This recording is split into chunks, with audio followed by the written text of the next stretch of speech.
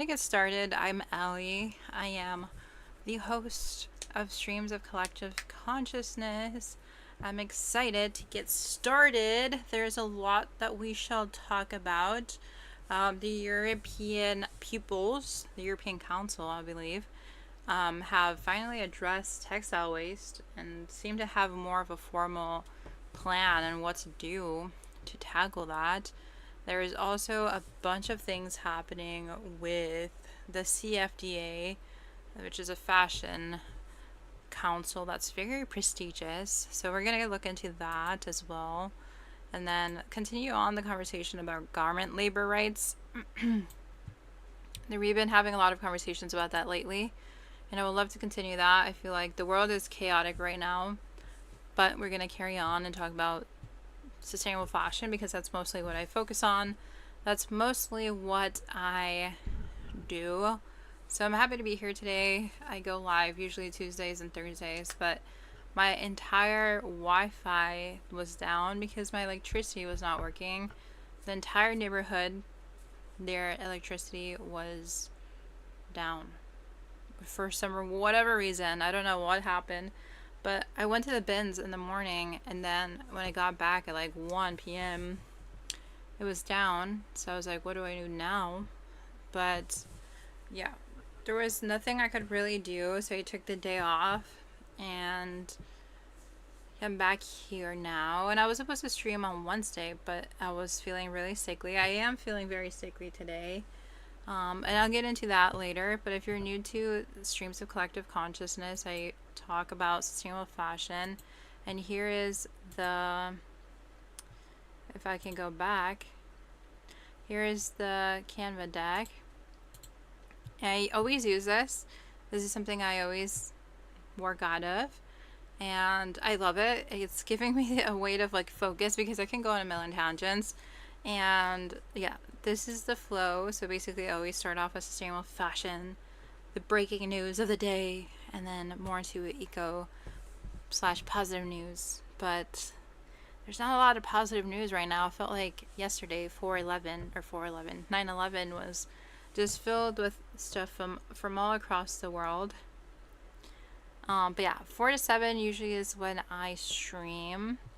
And if you guys ever want me to talk about something, I'm always looking at this form, so you can fill this out whenever you want, and I will get to it soon. I always forget what people put in the chat. Like if you comment something, I'll probably forget, to be honest. So if you ever want me to talk about something, cover something, I will definitely take a look at it here in this form, and this is in my description, and this Canva deck is also in my description.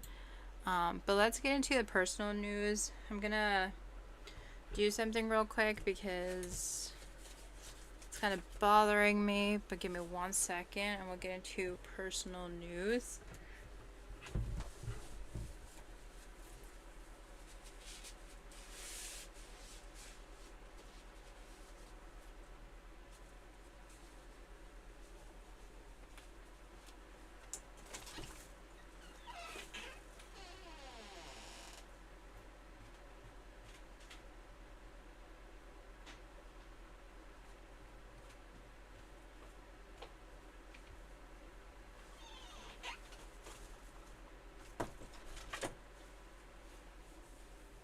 Okay, let's get into personal news. So I just had to go kill a spider real quick because there was one like hanging directly above me, and I was like, I can't concentrate if there's a spider there.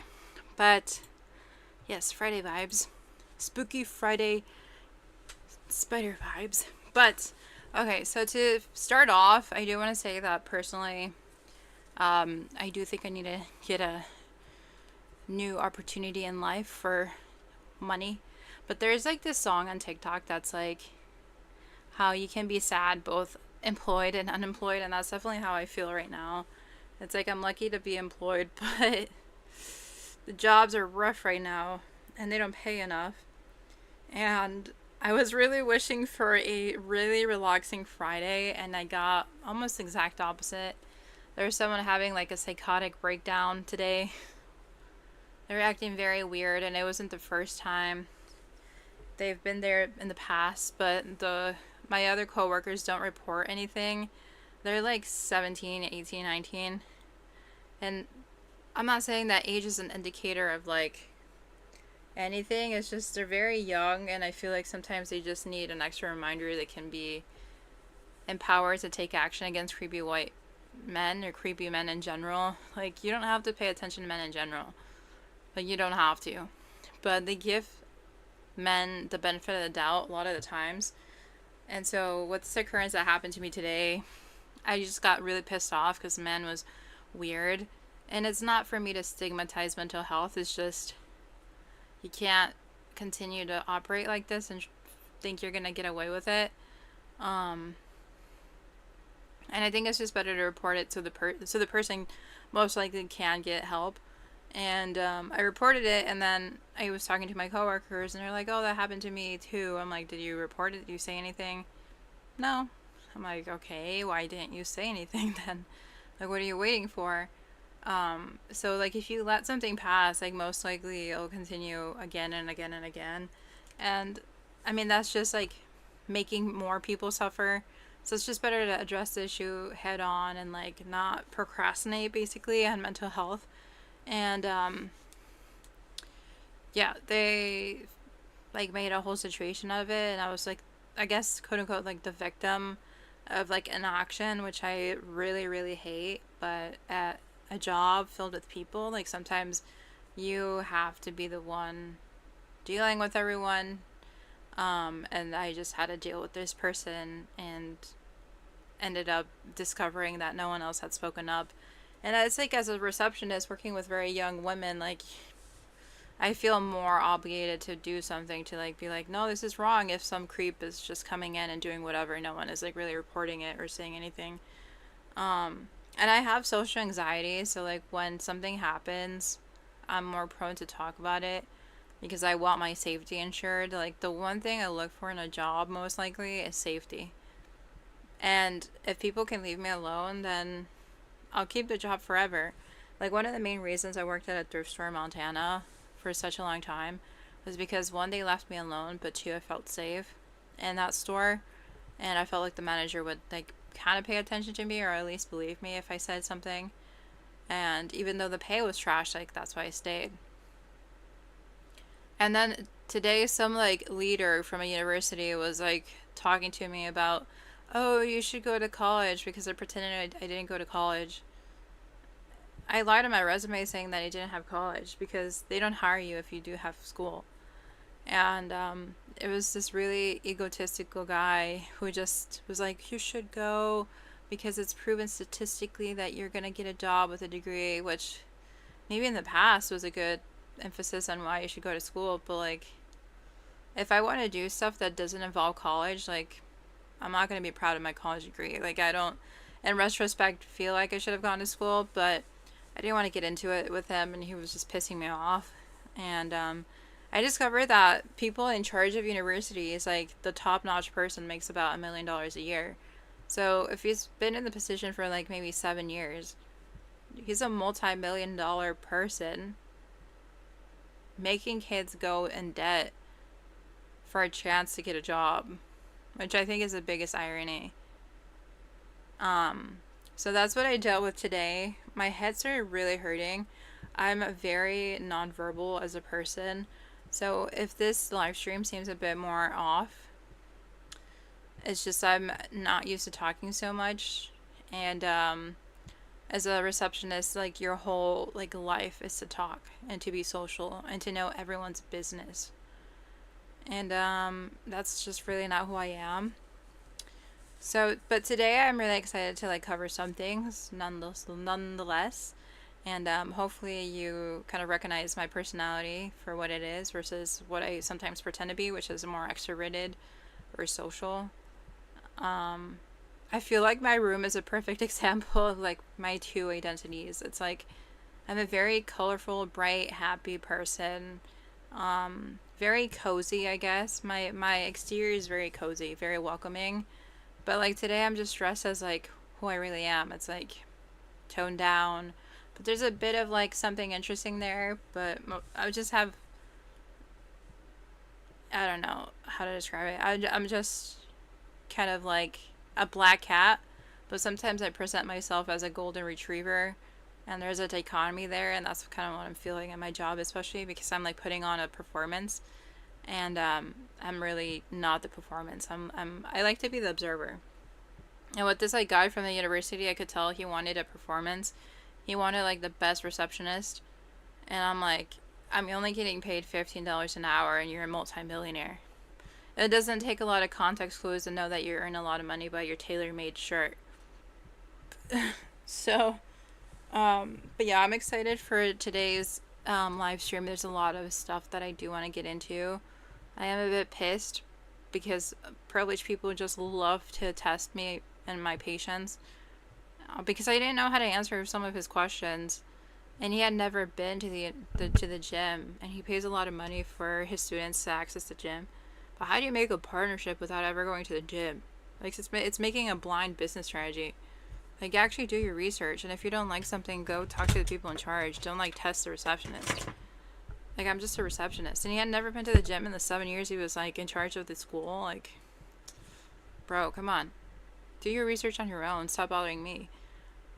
So my Friday was the exact opposite of a Friday because of some white millionaire who just wanted to see if he wanted to continue basically having the gym be used by his university.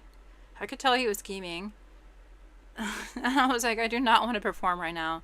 I get paid $15 an hour, and this man is telling me to go back to school or go to school because he doesn't know that I actually went to school. Like, no, I'm not gonna perform for him. And the thing is, like, the world is just going through so many different things right now that to add on extra stress is just, I mean, it's not necessary. I think everyone is aware of the news right now. Like, it's just chaotic times. To tell someone to go back to school without knowing any context of who they are is just, it's a blind advice move. You don't know them. You can't tell them advice if you don't know them. Like, I hate unsolicited advice. But let's move on because I'm just gonna go on a million tangents of like privilege and class and like social structures. But basically, the EU has been working on a law making fashion brands financially responsible for their textile waste, which is very exciting because I think a lot of different countries and a lot of different places need to put more responsibility upon their own shoulders to take action. Right now, I feel like a lot of people are very complicit and yet very comfortable in like not doing anything and being like, we're not at fault. For example, like Shein says they're not even a fast fashion company, and then there's other brands like Uniqlo who also say they're not fast fashion, which is a bunch of BS. So this is from the parliament itself, who's saying that they're adopting new rules to reduce textile and food waste. So they have targets towards 2030 to reduce food waste, and producers will basically should cover the cost of collecting, sorting, and recycling waste textiles, which is something that reminds me that has been done in New York, where a law basically said like, oh, you're gonna have to take care of your own waste. Like, this is your responsibility now. So yeah, this happened on Tuesday, which is relatively early. It's a recent news that happened. But yeah, Parliament basically gave its final green light to new measures to prevent and reduce waste from food and textiles from the EU. So let's focus on the textile section because that's more of our focus. But in terms of recycling waste textiles, they say that producers that make textiles available in the EU will have to cover the costs of their collection, sorting, and recycling through new producer responsibility, basically EPR schemes, to be set up by each member state within 30 months of the directive's entry into force. So these provisions will apply to all producers, so everyone, including e-commerce sites, basically online brands, which I feel like will actually really affect like the biggest brands in the world, to be honest. And this will cover products like clothing and accessories, hats, footwear, blankets, beds, kitchen linen, and curtains. And every EU country will also have to set up a EPR scheme for mattress producers, which we don't really think about. We don't really connect, mattress producers with textile waste, but they're still including including it as part of the recycling waste textiles. And then the member states should address the ultra fast fashion and fast fashion practices when deciding on confined financial contributions to the EPR schemes. So that statement is something I really am excited to see, like how there's going to be financial contributions to the EPR schemes when they address ultra fast fashion. It's a very vague statement. Hopefully we see some more like news sites covering this or trying to like unpack what that statement or what that it looks like. But yeah, this is something that will be basically signed by legislators, and yeah, the EU countries will have 20 months following its entry into force to basically put these rules into national legislation. So it's moving. It's moving forward, which is great. Let's see if there's anything we can watch on YouTube. I'm sure that European countries have covered this because everyone consumes fashion, including Europeans. So let's see. Oh, a Twilight Saga movie marathon. What? Oh my gosh. Let's see.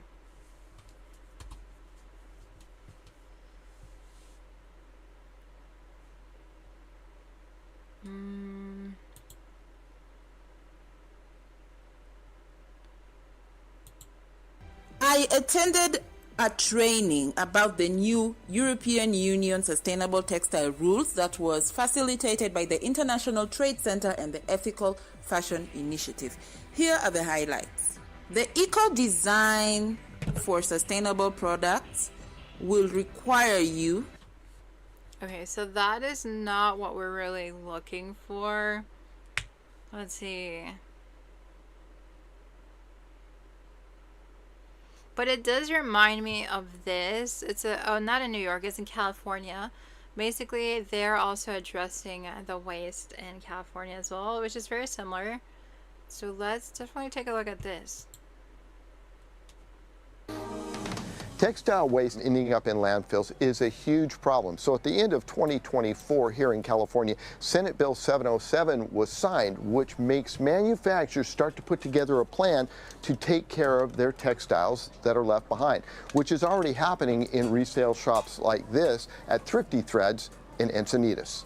SB 707 is focused on giving clothes an extended life and use, which is a big part of why Maddie Hoffman and Elise Parker work at Thrifty Threads. So I think it's super helpful to not only our environment and like future generations as well as ours, but also making sure that fashion is still something that's unique and it's fun for everyone, and it's not necessarily just like buy and click. Providing like affordable clothes for people rather than having it end up somewhere that is just going to be wasted or used as, you know, just taking up space in a landfill somewhere. Providing these for people at a cheap, like affordable price so that they can have the latest trends but still feel good about it. Known as the Responsible Textile Recovery Act, it is requiring certain producers of apparel and textile products to establish a producer responsibility organization that will fund programs in California for reuse, repair, and recycling. The reason for 707 is that it's estimated in 2021, 1.2 million tons of unused textiles were dumped into landfills here in California. We want people to rethink their use. Jessica Toth is the executive director at the Solano Center and says that is a huge problem. When it goes to the landfill, it off-gasses, it's filling up our landfills, that is the textile waste, but in addition, it off-gasses. Any organic material creates methane, which is a very potent greenhouse gas. Just by their nature, landfills are big polluters with off-gassing, and textiles are quickly rising to the top. Organic material in the landfill is the third largest emitter of greenhouse gases. And of that, food waste is the largest portion, but the one that's growing at the fastest rate is clothing. By 2026, the select clothing and textile producers will have to start to have collection stations in place to repurpose their products and extending their usefulness. And if we don't keep it out of the landfill, again, we're running out of capacity in our landfills and we're creating greenhouse gases. The Solano Center is showing people how they can make a difference now with the Zero Waste Textile Expo. There's one coming up in March where we educate people about fast fashion. We have an opportunity for them to work with a seamstress or a sewer to have it fixed if there's a problem. And then also we have a clothing swap. Last year's event had 83% of the items brought in repurposed. This year it's on March 23rd, and I'll put a link on our web story. Senate Bill 707 goes into full effect. Did you just say web story?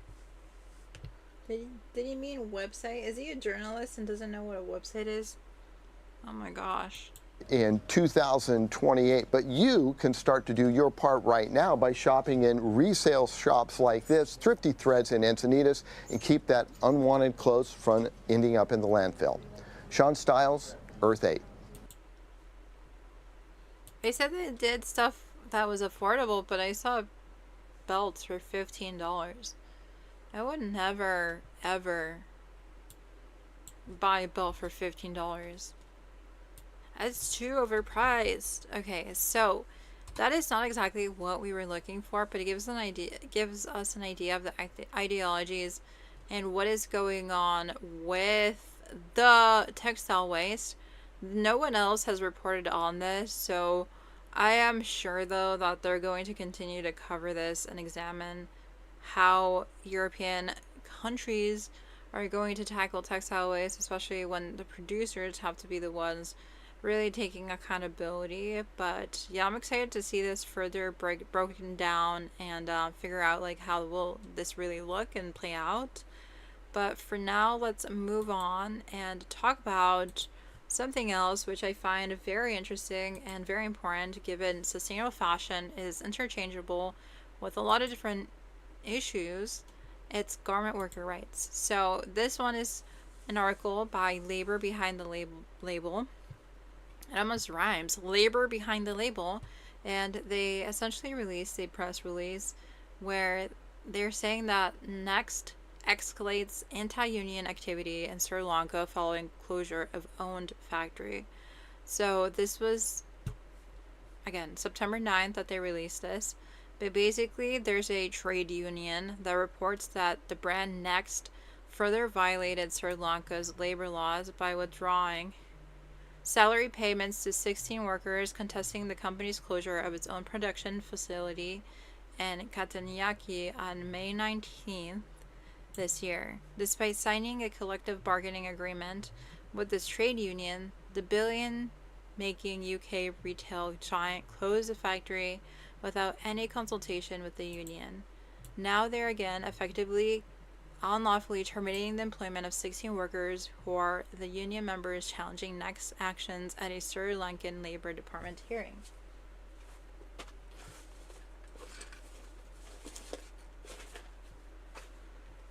So then, sorry, I had to go check something in my bag real quick.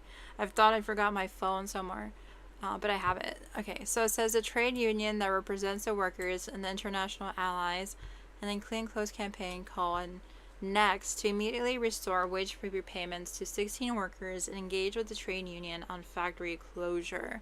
So following its shocking action on May 19th to terminate the jobs of 1,416 of its workers without consultation and effectively close its only unionized factory, Next continues to violate worker rights. So the 1,416 workers at this factory were misled by Next management into signing voluntary resignation letters in order to obtain compensation. Now, you may be asking, well, how did they get convinced into this? Well, a lot of workers don't know how to read, lack a lot of education, and sometimes they just kind of trust whatever they're told.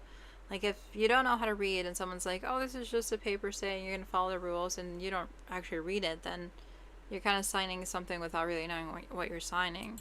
And 16 workers refused to resign and filed a complaint for unlawful termination of employment against Next with the Sri Lanka Labor Commissioner. As those workers had not resigned, nor was their employment judged lawfully terminated, Next is required to continue to pay their wages until the inquiry process is over and the commissioner's order. So Next did pay basic wages until now, At a hearing with the Commissioner of Labor on Wednesday, September 3rd, the corporate giant lawyers announced that wage payments for the 16 workers who have not resigned have been stopped as of August 20th. Oh my god, that is cruel. Why would they do that? Incredibly, they argued this does not constitute a termination of employment. What? The Commissioner of Labor concluded that this was a prima facie case of unlawful termination of employment for Next to answer. So this latest violation comes after Next broke the terms of its collective bargaining agreement with the union by not consulting them on plans to reduce its workforce and recklessly going ahead to notify workers it was closing the factory before it obtained the legal consent of the labor commissioner to terminate the employment of its workers. So it seems like the workers kind of like, based on consent, signed this form, given that the factory had been telling them they were going to close it down. And they used this quote-unquote voluntary resignation as a way around the law. I wonder why the workers decided to sign that. But the 16 workers whose wages have now been stopped will face severe economic hardship, and 10 of them are women who are the sole breadwinners of their families. Oh my gosh, this is so hard to read. So they cannot get another job while contractually still employed by Next, and their role as trade union members prepared to challenge Next actions means they are effectively blacklisted from jobs in the area. Oh my gosh. That is so serious. I feel so worried for them. How are they going to make money? Antoine, the union said in the year they announced record-breaking profits of £1 billion, Next continued to show little regard for the workers who helped them achieve these remarkable results. Our members in the area have lost their jobs and livelihoods, but they have also lost any trust in Next over the union-busting tactics. For workers to be refused payment while the complaint is ongoing amounts to unlawful termination of employment.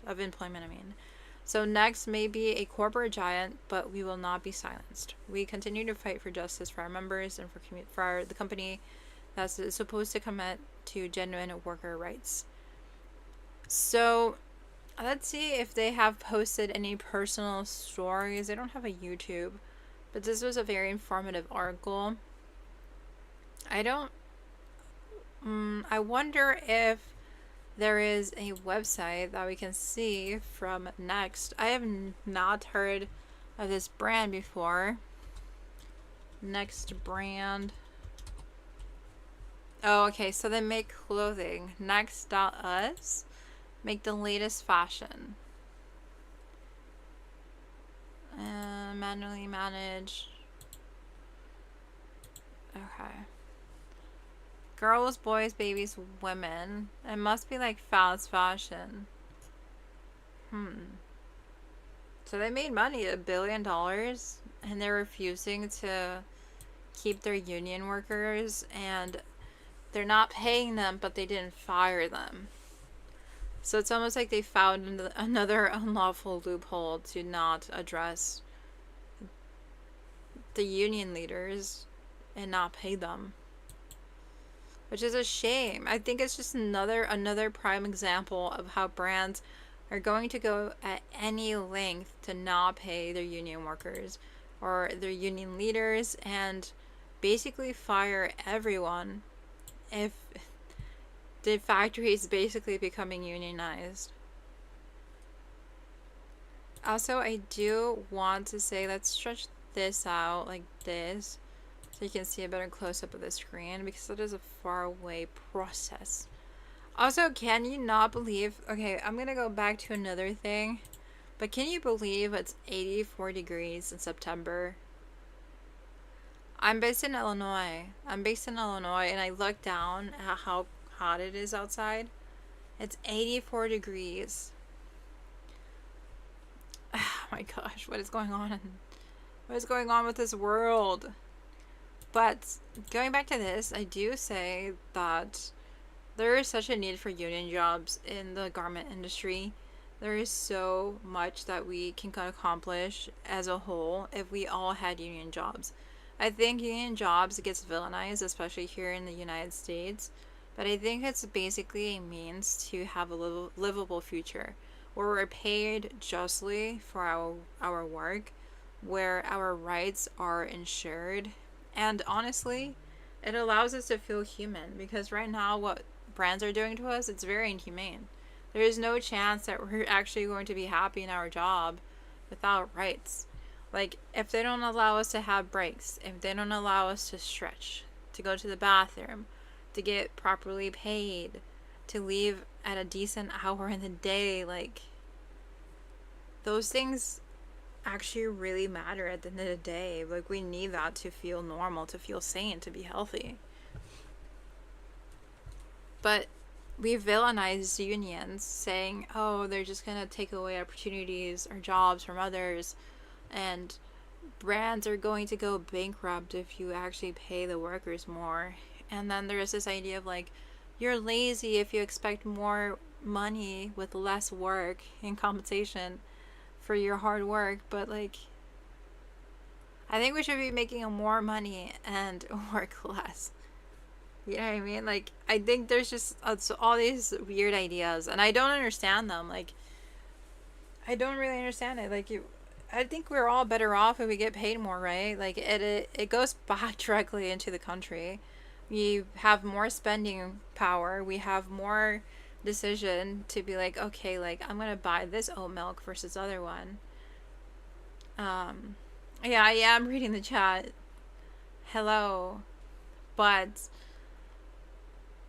yeah, I think unionization is something that we all need, and it's very important. If you have never been involved in a union, I would highly, highly recommend it. I think it's a very serious matter to be very understanding of those that want to unionize, and there's so much to unionize. Like, the Starbuckses here in the United States have been trying to unionize, and I always mention them because they're a great example of like power hoarding by millionaires and those by the top, while the workers who basically are funneling the success of the company have no benefit from their hard work. Like, they're not receiving anything in compensation for their hard work. And they get villainized all the time. They're like, oh, you guys are lazy because you want a union. Like, what? Let's see.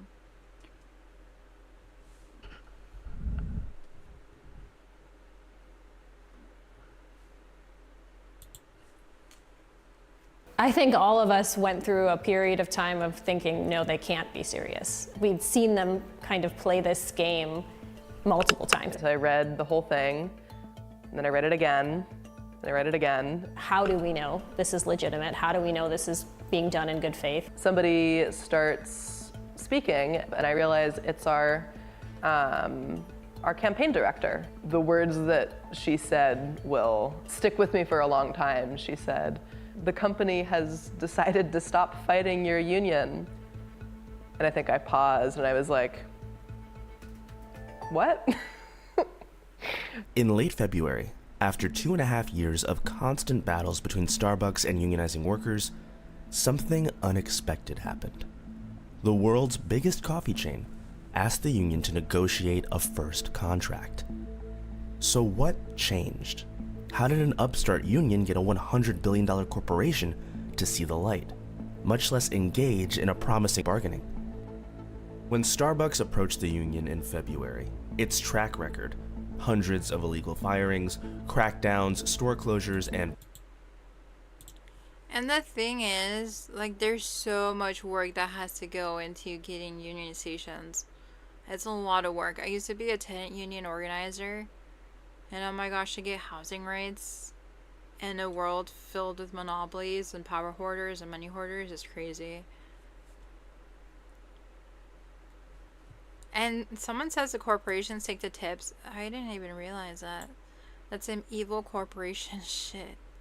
It's crazy how much this is just happening. Like, the union busting got so aggressive over the past years. And I have an interesting story, because when I heard stories from my grandfather who came over here when he was in his early 20s, he basically explained that he was immediately able to get a union job. And when my mom was saying that she was struggling to find good paying, stable work, he's like, why don't you just get a union job? Why don't you just go and work hard? She's like, well, those jobs don't exist anymore. Those jobs are something that are incredibly rare and are eliminated very often because companies discovered that if every other company doesn't give unions, then maybe they don't have to provide union because it's just cheaper to have underpaid labor that's often subcontracted. But it's wild to think that my grandfather still believed in this hard work ethos of like, just find a union job and work hard and you'll get yourself out of poverty. But like one that requires you to have the same luck as in the past. Like you had to be in a certain era in a certain time frame to get a union job. And then you would need to have the luck that the people hiring you wanted to train you because they used to actually want to train you. Like they didn't expect years and years and years of experience for a job, especially if it was entry level. And the jobs that we're talking about here where I'm at is like factory work. So it's like, why would you need 5 years of experience in factory work when they can literally train you? But now they're asking for years of experience, which is so dumb. And he believed it. He still believed in this, like, oh, just go find a job. Like, you're just being lazy if you don't want a good job. Like, sir, do you not remember that you got luck? That you were in the boom of so many different eras combining together? And you just magically migrated here whenever you wanted and got a job whenever you wanted. And it happened to be a union job. The man was very lucky. And then he grew up to be the most entitled prick ever. I don't care if he's my grandpa. Like, that man turned horrible. He was horrible. He was a horrible man when he was young. And he turned out to be even more horrible as he grew up. Because entitlement and privilege and, like, money hoarding just is not a good combo. It's not a good combo. But I do think that we need union jobs. It's just to be like, oh, go get a union job. It's just, it's an ultimate statement of like being lost in the world, because you can't just be like, oh, go get a union job. I would go get a union job if I could. I feel like that would be ideal. But in the context of this group, they're fighting to have a union job, and I think that's what it takes right now. It takes like literally fighting with their entire life to get better working conditions and to actually have something change. You can't just find this anymore. You have to fight for it. And these brands will do anything in their power to not pay their workers and to just continue to be as evil as they can be to make a quick buck. That's really it. I do wish they had like a YouTube so I could see this in more of a visual, but if you don't know about labor behind the label, they're really great in providing information about what's happening with garment workers in the industry, and they're basically aiming to empower garment workers globally, so definitely recommend watching them and listening to them. But yeah, I've never heard of Next. I don't plan on really buying from fast fashion ever again in my life unless it's like secondhand. But even then, I'm like, oh my gosh, if I buy secondhand fashion, it's just gonna fall apart. But I do wonder what happened to the unionization of Starbucks. I haven't really heard from them recently. Like, most of what was happening with them was like 2 or 3 years ago. But then there was like a lot of boycotts because of Palestine. And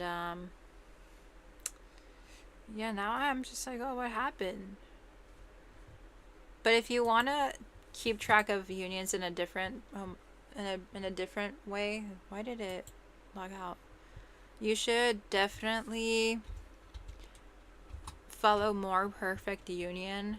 They have a lot of great videos on their channel. More Perfect Union. They also had a video on fast fashion as well. It was called "It's Not Just Shein. Why Are All Your Clothes Worse Now?"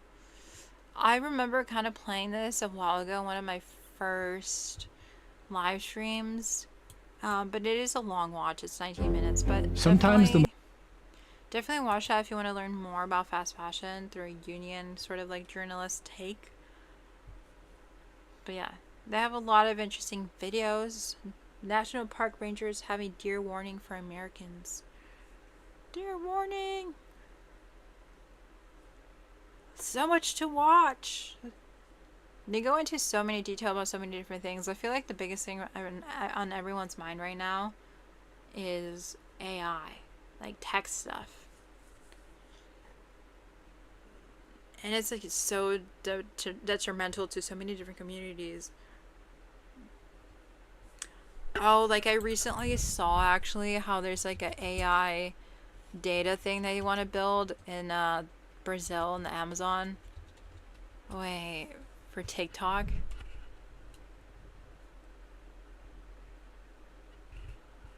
Okay, let's watch this. Al Jazeera Podcasts. Today, data centers for AI are quietly sucking the world dry. The more energy you use, the more water you use. Can Brazilians react before big tech dries up the rivers? I'm Kevin Hurton, and this is The Take. Hi Lisa, I'm doing good. Right now we're learning about AI and how they're increasingly going to Brazil. And TikTok recently was saying they wanted to do like a data center in Brazil. And then we're going to get into more fashion stuff after this. But yeah, we were talking about unionization of garment workers before this too. AI can pretty much do everything. It can mimic my voice. It can even write a script for this episode. Sure, here's a script for your episode about data centers in Brazil. But all that convenience comes with a hidden cost. Huge computing power needs huge infrastructure. And all of that comes from what are called data centers. And they are thirsty, both for energy and for fresh water. Every 20 to 50 queries to a large AI model like ChatGPT can consume about 500 milliliters of water, roughly the size of a standard water bottle. This is happening all over the world. And one of the hotspots is Brazil. The progressive government of Lula da Silva wants Brazil to host as many data centers as possible. They speak of this window of opportunity that Brazil has to take advantage of. It should close soon. That's kind of what they say. The problem is, Brazil's once overflowing rivers are now drying up. I'm Laís Martins. I'm a Brazilian journalist based in Brazil, in São Paulo, Brazil, and I cover technology for The Intercept Brazil. So, Laís, thank you for joining us today on The Take. Now, you and your colleague, Francisco Amorim, wrote this incredible series published on The Intercept Brazil and in The Guardian. Now, the story starts in the northeastern Brazilian city of Calcaia. So paint us a picture of this city, its climate and its people and what they want to build there. Calcaia is a very hot city in Ceará state in northeast Brazil. It's a coastal city, so it's not the place you would imagine as a city that has been affected by droughts. But the official data shows that although part of the city is coastal, a more rural side of it has been affected by droughts in 16 of the past 21 years. It's also a city, we've been told, that has been the epicenter of a very violent conflict between factions and criminal groups. So this has also affected the economic prospects of the city. It's a popular destination for people who love kite surfing because there's lots of wind, which also makes it a popular destination for wind power companies. So that's definitely a reason that the data center company has chose this place. So in Ceará, the landscape has changed a lot over the past few years because of these turbines, and there's been lots of exploring renewable energy sources in that place. So what are they proposing to build? Our story looks into this data center that has been promoted by this wind turbine company, a really popular company in that area of Brazil. And our investigation has shown that TikTok is backing this project. So although publicly the company is Casa dos Ventos, TikTok is behind the project. And they want to build a data center there. And there are a few reasons why they chose that specific location. From the northeast of Brazil, there's this tip where lots of submarine cables go out to the rest of the world. So that's basically the cables that are connecting the Brazilian internet or the South American internet to Africa, to Europe, to Asia. So that's a very strategic point, and it's part of the reason why they chose that place.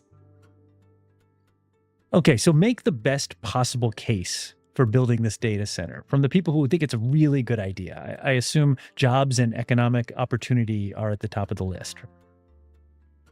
That's definitely the narrative, right? So when they come into this place, they say that they'll bring jobs, they'll bring revenue. So far, the investment that has been announced is 55 million reais. So that's a lot of money for a country that has been in the middle of an economic crisis. We have to say over the past few years, Brazil hasn't really recovered yet. So it's a lot of money, and definitely it has made some eyes sparkle, when you look at the money. So there's a promise of jobs, but then there's also the promise of development. And that's really interesting because imagine AI is the big hot topic of the moment. And then someone says that they want to bring, this next frontier of AI development to your town in the northeast of Brazil. That's really attractive for a local mayor's office. That's really attractive for a population. But what hasn't been really said are the impacts behind this implementation of a data center. What does that really entail for the population on the ground? So you're skeptical. You're skeptical of the case on both scores, right? Jobs and the advent of AI. So why do you think that both of these rationales don't hold water? In Brazil, when we're looking at the context of AI development being brought into the country, there's this policy that the government is promoting on the federal level, which is tax breaks.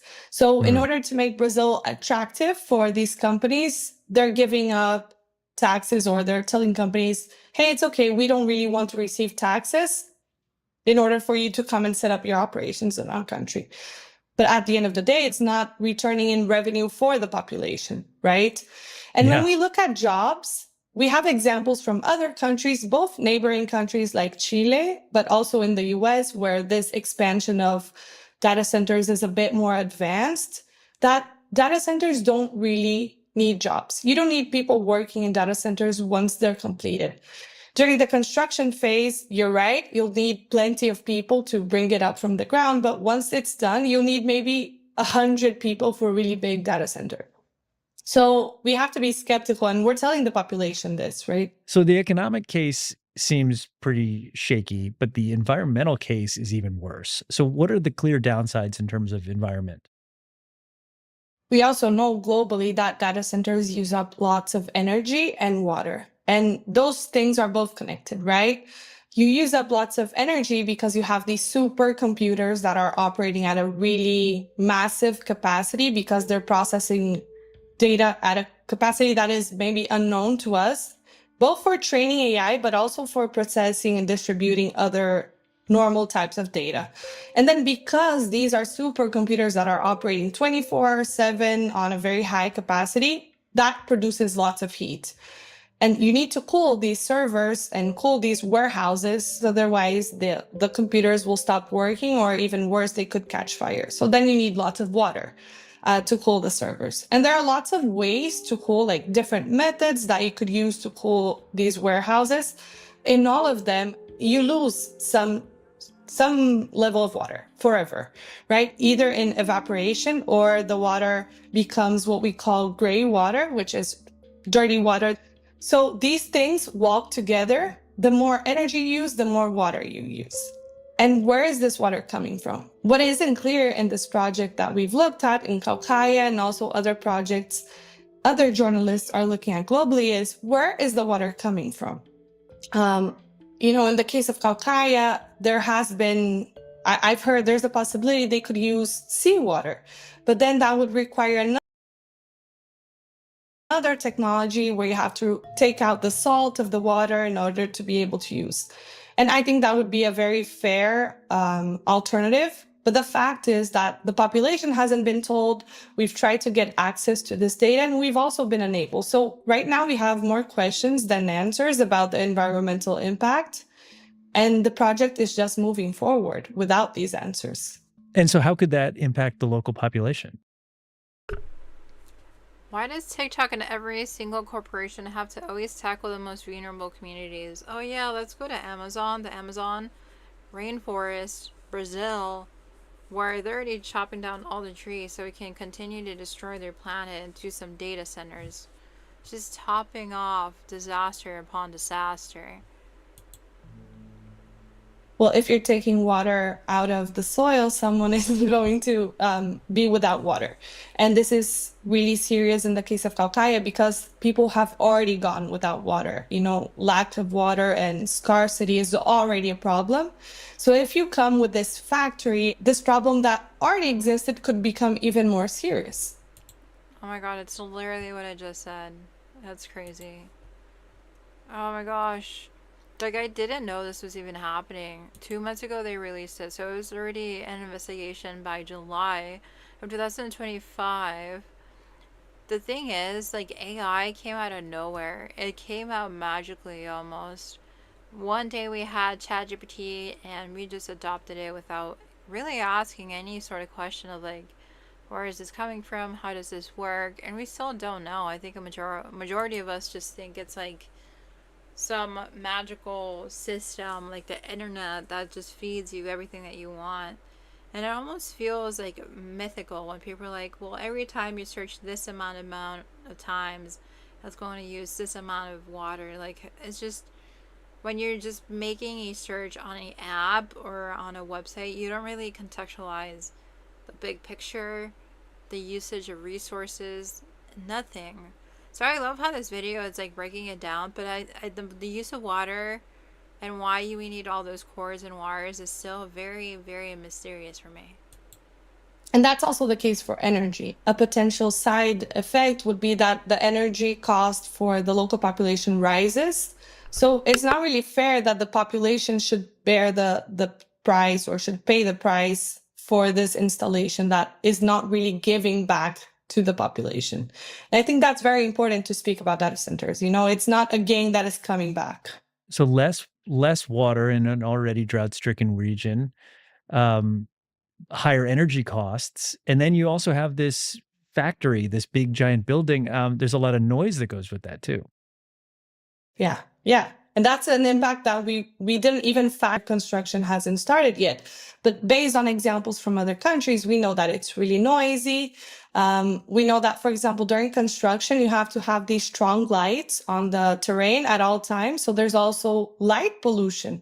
So there's a myriad of side effects that people don't really look at when they're thinking about the development benefit of a data center, but there are impacts on all phases of production. So construction, then implementation, then during the operation, but also maybe when the data center leaves, right? What do you do with it? It's an empty factory standing there, and it really changes the landscape. I think this is something that people aren't really aware. But in some cases in Brazil, these data centers are about to be implemented in landscapes that are completely different. They're completely going to be changed by this big monster that is coming in, like this big box that is coming in. Yeah. Okay. Was this a pretty grim image you're painting? And it's not a one-off. In the investigation that you did, you mentioned there are 22 data center projects in Brazil, and five are in drought-prone areas. And I got to say, all of this is a little bit surprising because the Brazilian government has a fairly good international reputation on the environment, right? We've done episodes on this show about the efforts to combat deforestation since President Lula da Silva took office back in 2023. And then, of course, you got your environmental minister, Marina Silva, who's a renowned, well-known activist. Is this eco-friendly reputation unjustified, or does this government have a blind spot when it comes to these data centers? Well, I would say it's mostly a blind spot at the moment, but there have been very concerning events over the past year that has really put this reputation in jeopardy. I don't think we could say at this moment that, you know, the Brazilian government doesn't care about their environment, but there are really some concerning events. So in regards to data centers, one very concerning absence has been that the environmental ministry, Marina Silva's ministry, has been excluded from the conversations around the national policy on data centers. So we looked at official data from authorities' agendas and just their schedules, and we found 80 meetings in Brasilia, the capital, around this policy. But the environmental ministry hasn't participated of any of these 80 meetings. More after a quick break. I wanted to understand more about the thinking behind Big Tech's decision to install data centers in places like Brazil's far-flung states. On the other side of the Atlantic, more than 6,000 kilometers away from the state of Ceará, Spain is becoming a data center hub too. It's not without pushback. Aurora Gomez co-founded the collective Tu Nube Seca Mi Rio, or Your Cloud Dries Up My River, when Meta decided to build a data center in its native region of Castilla-La Mancha. Soy Aurora Gomez. Okay. I mean, that was very, very informative. I think there's a lot more documentaries you can watch like this one. But every time I watch a documentary on YouTube, I get copyright strike. So we're not going to watch that. But we will continue to move on and learn about other things as well. So let's move on over to a different topic. Let's see. Okay, so we're gonna actually move on in to talk about, let's see, my bad guys, 1 second. Okay, so one thing I'm actually really excited to learn about is the first ever Indigenous New York Fashion Week event. So this is happening actually since September 11th to the 15th, so it started yesterday. I'm gonna head over to their website and then share it with you guys. Okay, perfect. So here is the Indigenous New York Fashion Week webpage. This is something that I've never seen before, but I'm really excited for it to just keep growing. I think we need a lot more Indigenous representation and safeguards and stewardships. Like, as we just saw, these are people coming from the most vulnerable locations who need to be uplifted and supported given the history of oppression and colonization in our supply chains and within our political systems. So if I was in New York, I'd definitely be here. And they featured a bunch of different designers. So Copper was one of them. El Chichi, I think that's how you say it. Janae, Joe, Original Landlords, Red Clay, Xander Stonefish, Core Blossom, Alternave, I think, Natalia Bromeo, Mobilize, Sky Eagle Collection. So many different designers, artists, creatives, featured certain people here. I do wonder how much the tickets were. How much were tickets? Oh, okay, so it's broken down. There's a jewelry showcase. Actually today, 6:30, so it's kind of happening around this time. Then they have another showcase September 13th, and then 14th, and they actually sold out on the weekend pass. Oh, that's so cool. They also sold out the weekend passes here. Oh, wow, it's popular then if they've been selling out. So the Saturday pass sold out, the Sunday pass sold out, and the weekend pass has sold out. Oh, nice. Everything sold out. Wow. Honestly, I would love to attend these. I mean, it's great because we need all of this ever so badly. Okay, so let's go to the About page. So who the freak is Relative Arts? So Relative Arts is a brick and mortar community space, open studio and shop that showcases contemporary Indigenous fashion design in New York City's East Village. Okay, Relative Arts. Relative Arts is the one behind this. And basically they run a peer-run space that fosters advancement of Indigenous futurism through collaboration, celebration, and education. Oh, nice. Interesting. So the events that they did were the ones that are already sold out, but they had a designer welcome brunch on the 11th. Oh, that would have been so much fun to go to. Then they had a Beyond Stone and Sky runway fashion experience September 11th. And then they had a jewelry runway showcase today. That is already sold out. They have live music and a dancing kickoff party today. Then they have the designer showcases tomorrow. Oh, I wish I could go. They have another showcase also September 13th, and then they have another showcase for on the 14th, and then the last showcase in the evening of the 14th. Oh my god, that's so cool. And then they have more music and a rap party. Oh my gosh, that's awesome. I would have signed up for everything. It would have been so expensive to go to everything, but all this looks so much fun. As I yawn, I'm not yawning at them, I'm yawning at me. I'm yawning at myself.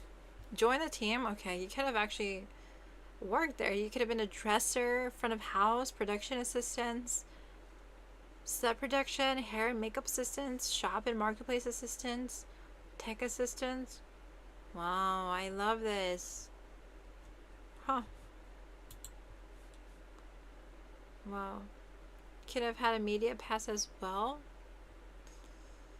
Okay, let's see if they have anything on YouTube, because honestly, I love to see this. We need more representation in the fashion industry than ever before.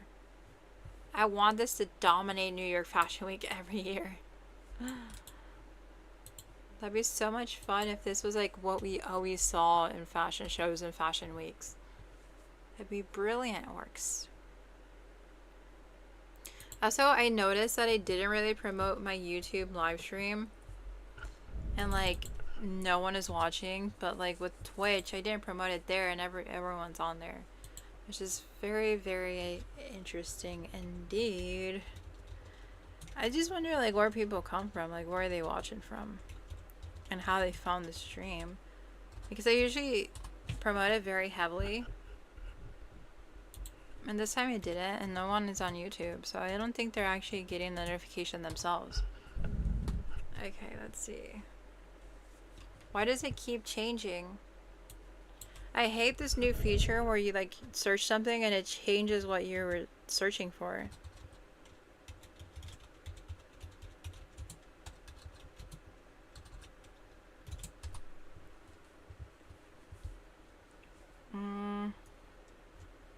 Why is it not spelling?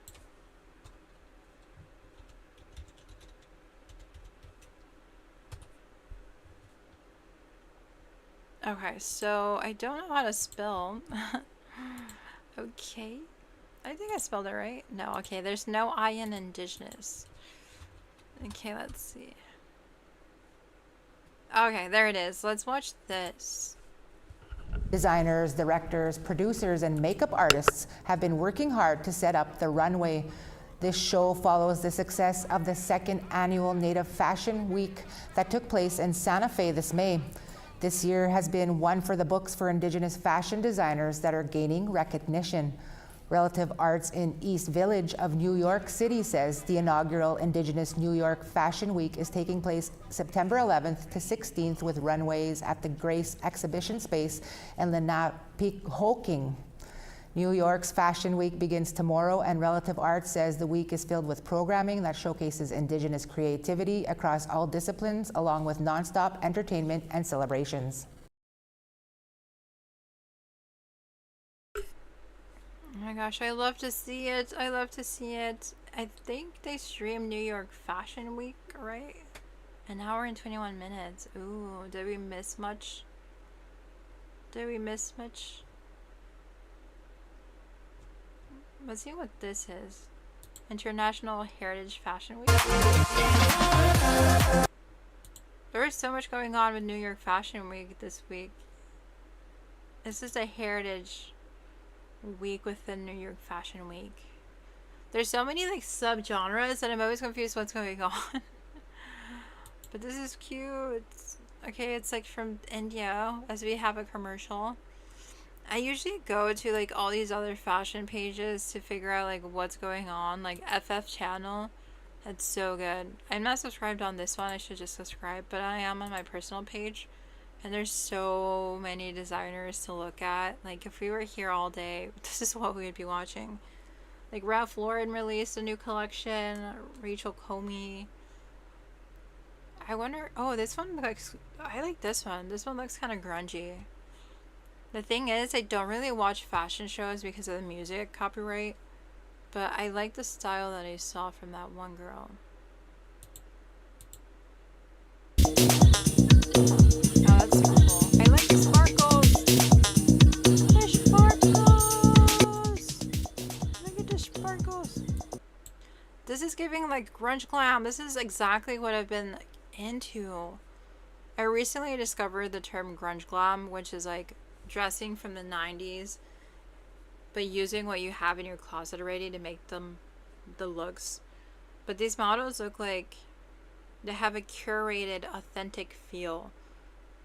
Like these are things that you're supposed to just kind of throw on that's in your closet, but it's like a curated version of that. I like it. I really like this brand.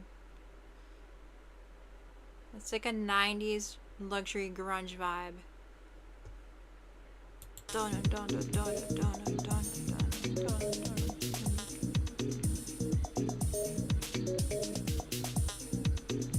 ADSB Anderson Bell. Oh, I really like that. The deconstructed skirt. I'm starting to get glitches in my audio, and that's when I can tell that YouTube is picking up on the audio. So I'm just gonna mute it. There's stains on her shirt. Why? Oh, okay. This is exactly the stuff that I want to recreate in my YouTube video. So I'm gonna actually make a release statement of like how I'm transitioning over to a new era of YouTube. And honestly, I love the deconstructed vibe that's going on here. And I feel like fashion is always meant to be experimental. It's supposed to be like an artsy thing. Like look, they just put a sequin top over a basic top. That guy has his shirt half on and he has two pants on. Like what more do you need in fashion? What more do you need? See, he didn't even bother to put on his shirt. And there's so many patterns on. Like, fashion can be whatever you want it to be.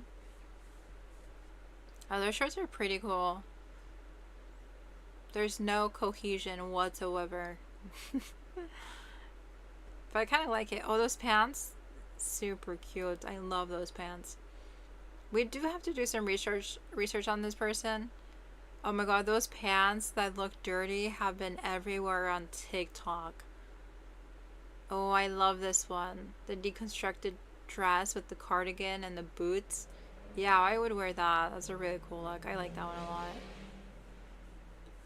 I don't know how you guys feel seeing deconstructed pants that seem like they're falling down, but I kind of don't like it. This one's a cool look.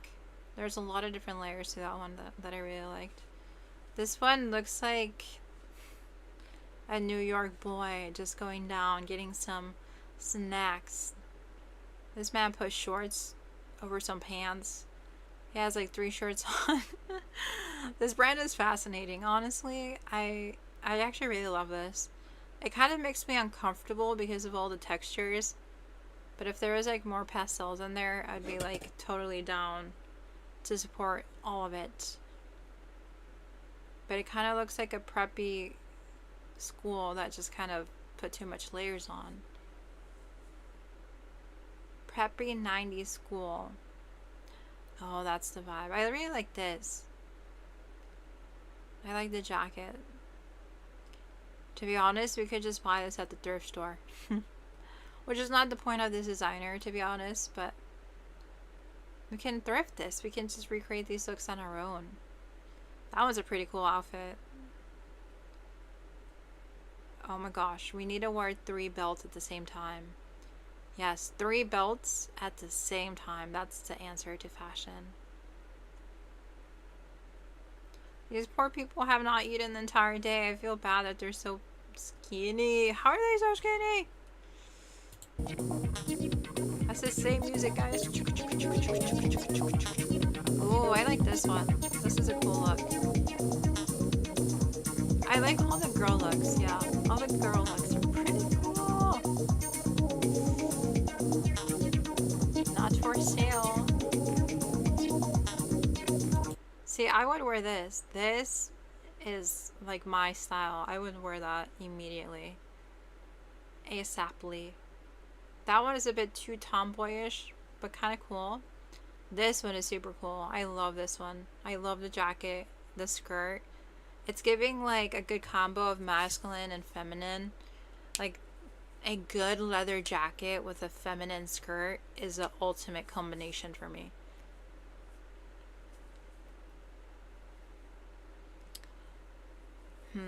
Okay, the girl that's coming with the skirt, yeah, that's super cool as well.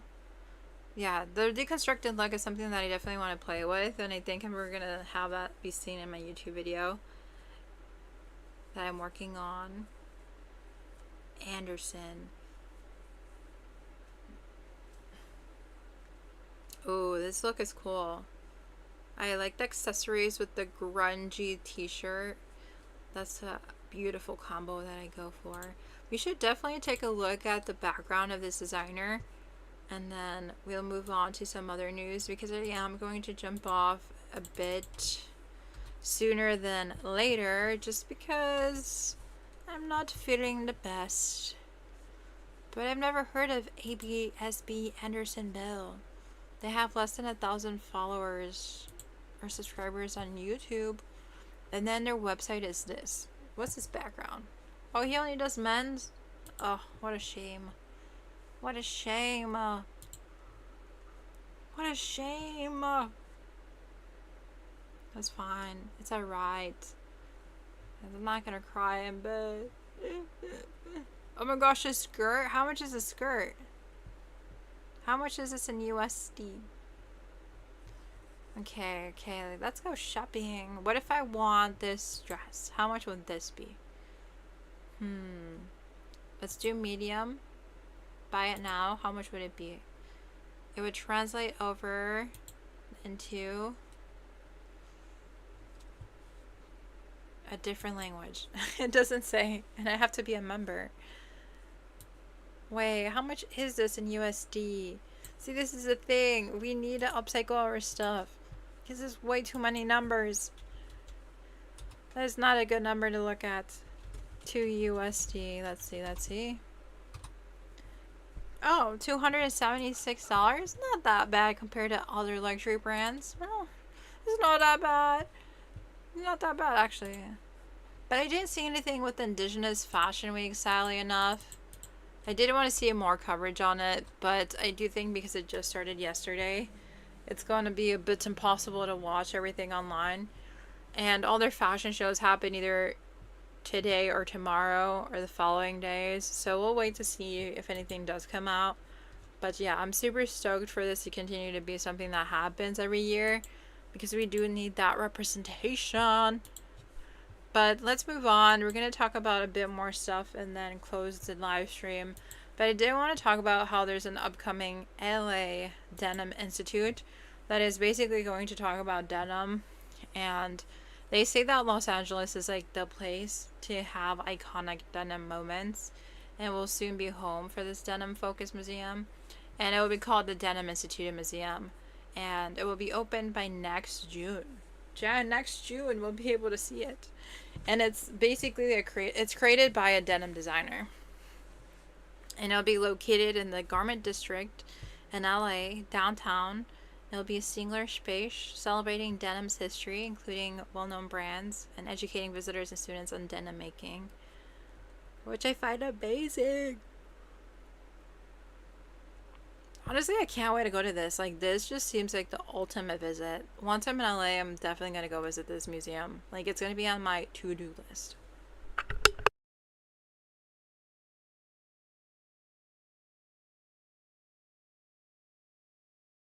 Okay, let's see. We're gonna move on.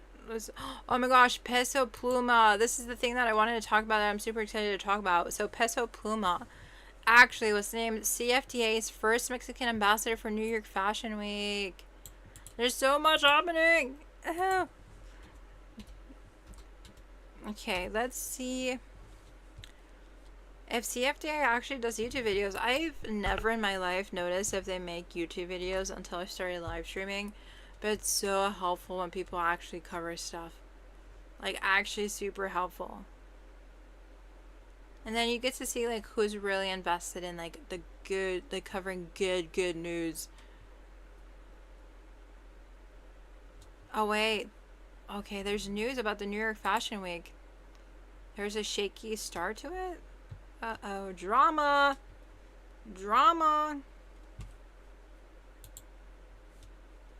Week opens on September 11. The spotlight will be on the runways, with established names like Coach, Michael Kors and Calvin Klein due to set the tone for the event. The stakes are high this year for the $400 billion luxury industry as it tries to get shoppers buying their goods again. The sector, which averaged roughly 10% annual growth for nearly a decade before slumping last year, is also seeking renewed momentum after the recent passing of one of its greats, Giorgio Armani. And the fashion world is beginning to see changes to how the event is organized, partly due to calls for improvement compared to its European counterparts. KFN, an event platform for the New York Fashion Week, has been pivotal in crafting a revitalization plan. The initiative, in partnership with KF Fashion and Next Experiences, aims to expand the event's physical and digital presence, creating new opportunities for designers. According to a press release from the Council of Fashion Designers of America, potential changes include a centralized campus for designers, eliminating some of the costly fees typically associated with runway events. Nicole Phelps is the global director of Vogue Runway and Vogue Business. You might have smaller spaces for appointments or presentations. There might be a space where designers could get together and pool their funds and do something. Still, the event faces challenges. Traditional anchors like Marc Jacobs and Ralph Lauren have had sporadic participation, contributing to a less positive sentiment towards the event. When big anchor designers like that leave, it just inevitably means that fewer people from out of town are going to make the trip. Economic uncertainties and executive shifts in the luxury industry have also weighed on consumer engagement. I definitely know that some people are agitating for one New York Fashion Week a year and for that one New York Fashion Week to be in September. It's glorious out here. It's a great time to be in the city. I think there's a lot of important designers in New York who would reject that idea. In the coming weeks, major houses like Chanel and Dior will introduce new designers' collections on the catwalks.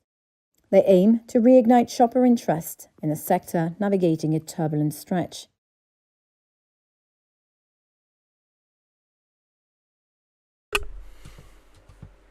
We need to sell more clothing, more things. We're just gonna have to continue to buy and buy and buy and buy more and more. The Brooklyn Fashion Academy is opening up its new talents. What will build a website you love with Wix? Wow, so they actually have access to the New York Fashion Week as well. Wow, I'm so jealous. We need to be in New York right now. What does this mean for us? We're just gonna buy more and more and more. Just more and more. Toronto has proof a public library can become a key part of the fabric of a community. Come on, ladies and gentlemen, make some noise, make some noise, make some noise, make some noise! The fashions walking down this runway were created by 11 designers whose garments had never been seen publicly before. This isn't New York Fashion Week. It's the Brooklyn Public Library's Fashion Academy.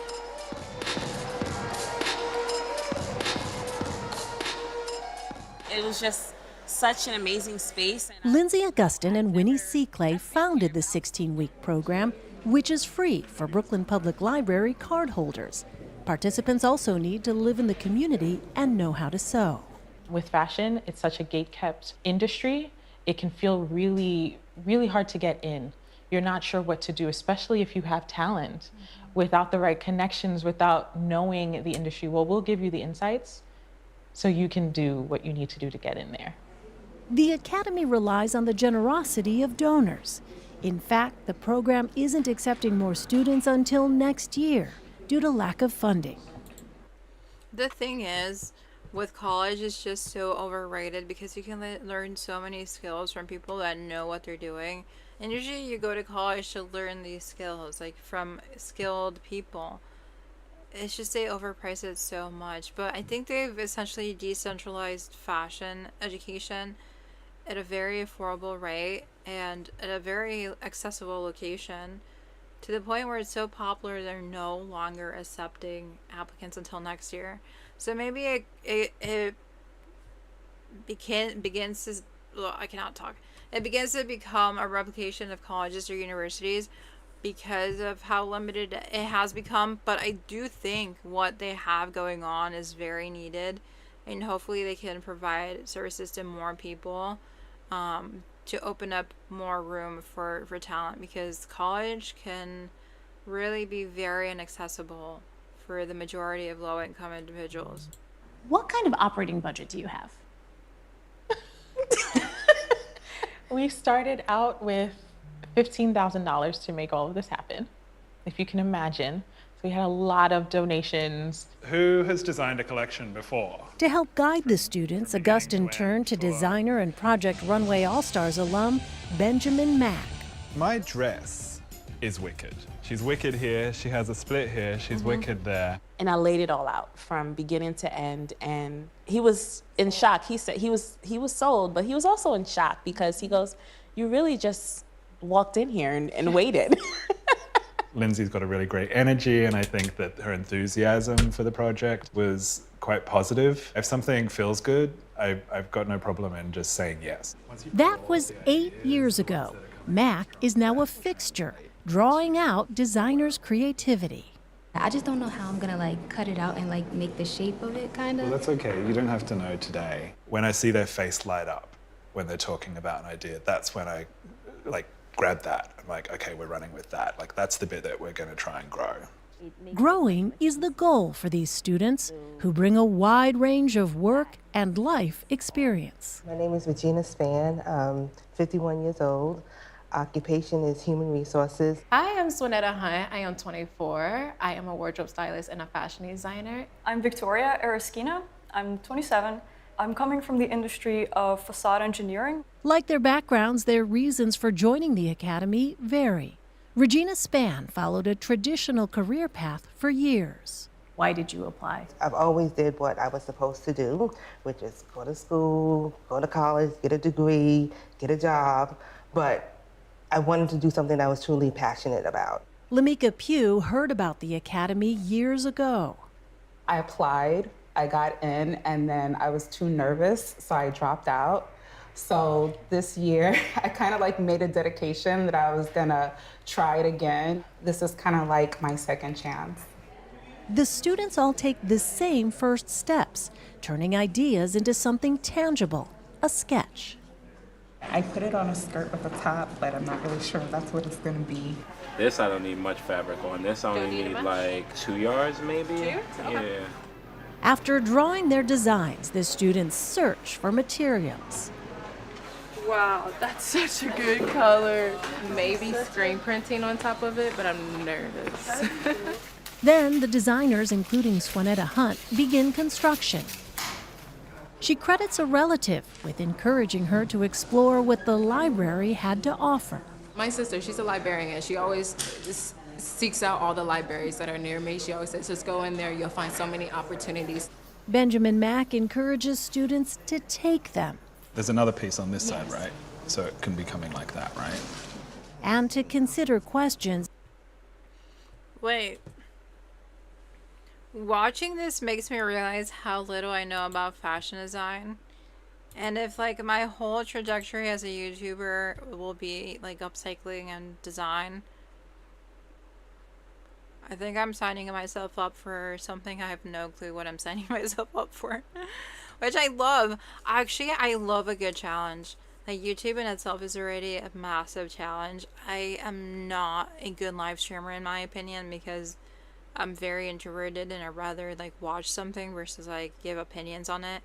And like my worst fear is I have wishy-washy opinions, and that's in my head all the time. So in my head I'm like, well, my live streaming could be a bit better, but like add fashion design on top of that, that's like the ultimate challenge.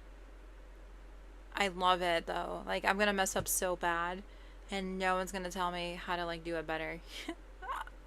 No rules. And like fashion design is so math inclined. Like, there's so many calculations, so many like precise sewing and so much detail. I'm just gonna wing it though. I don't even have a mannequin. I keep forgetting I have to buy one. Like, I already own one technically, but it's like really old and I've had it since like 7 years ago and it does not really work.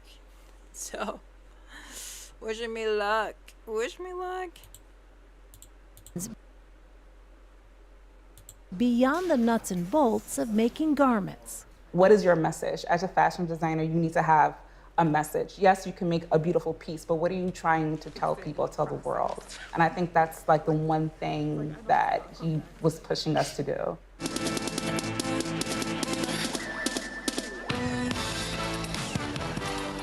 Finally, the night of the fashion show arrives, the culmination of months at the Academy and for some, years of perseverance.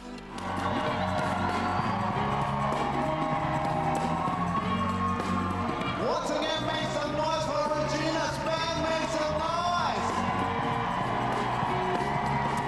What is the statement you hope to make by having this runway show in the lobby of the Brooklyn Public Library? The statement is anything is possible. If you dream it, it can happen. If you want it, you can attain it. This world is full of opportunity. You just have to grab it.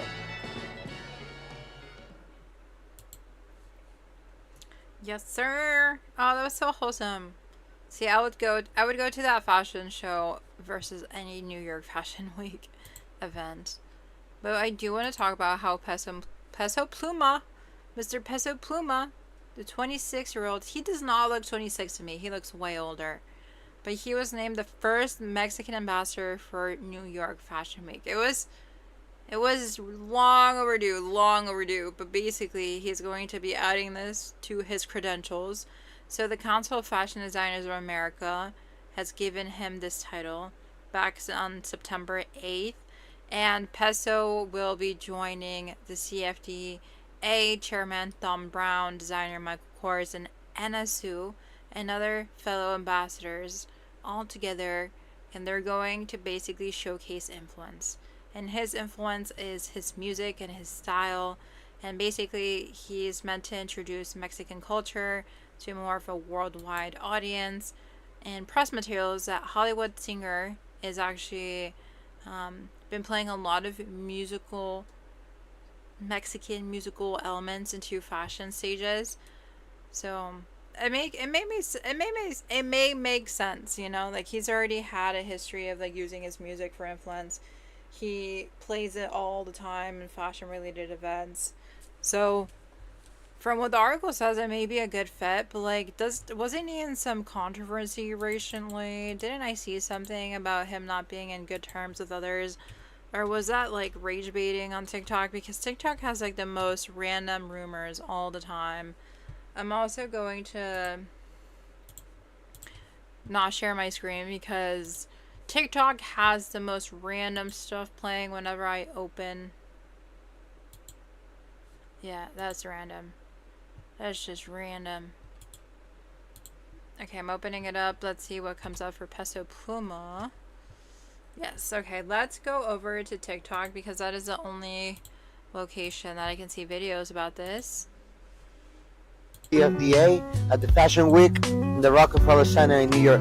I got a red room, it is a red out when the sun sets in my bedroom. It feels like I'm inside a flower. It feels like I'm inside my eyelids. And I don't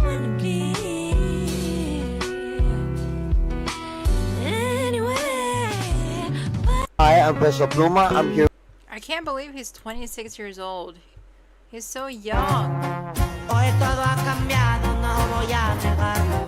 I mean, it's a major move. I do think that fashion is definitely understanding the role that Latinos have in this world.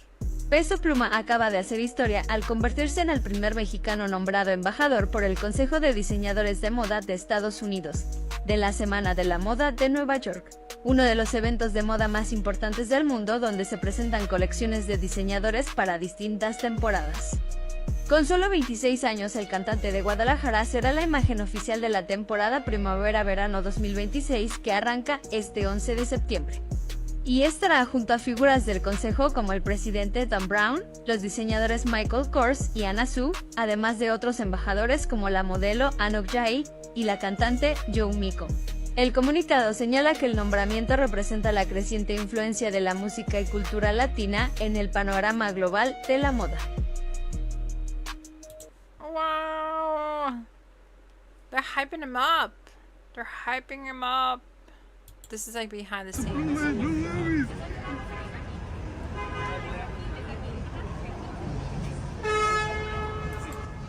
You know, it's so interesting that I studied fashion and I never had the inclination to go to a fashion week during college. Like, it was never in my thinking that I could go to a fashion week.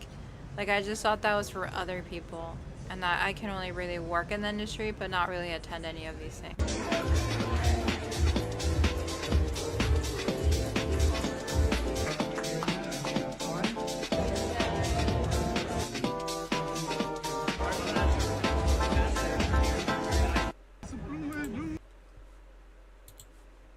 They look great. What a pretty couple. Yay for Peso Pluma, representation of us in fashion. Very strategic choice. I think a lot of people love him, and people are gonna just be talking about the CFDA a bunch more than they did ever in the past. It's good press. It's good press. Is this them again as well? Yeah, it is. No? They went to the Off-White show. How nice. I feel like it's mainly for them to be in TikToks or in more of their content. Where are they? Okay, so the 13,000 views is a lot compared to everything else that they've been getting on TikTok. So it's like a very good move for like views. They're not even getting like more than 2,000 views on TikTok, and it's like literally celebrities that they're covering on their stuff. Wow.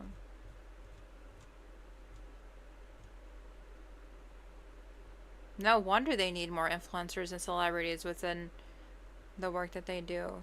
Oh my god, what was that? Did you see that dress? What was that? That looks so much fun.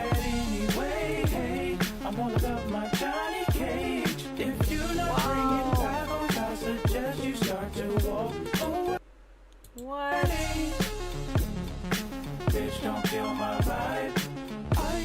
I can make that. Every time I see something on the internet, I'm gonna be like, oh, I can make that. I can do that. Pick me. I can do that. Okay, so we're gonna move on. We're gonna actually talk about something else. Let's do the Palestine fashion designer that was featured in Harper Bazaar Arabia. Basically, this is a recent graduate and they got featured.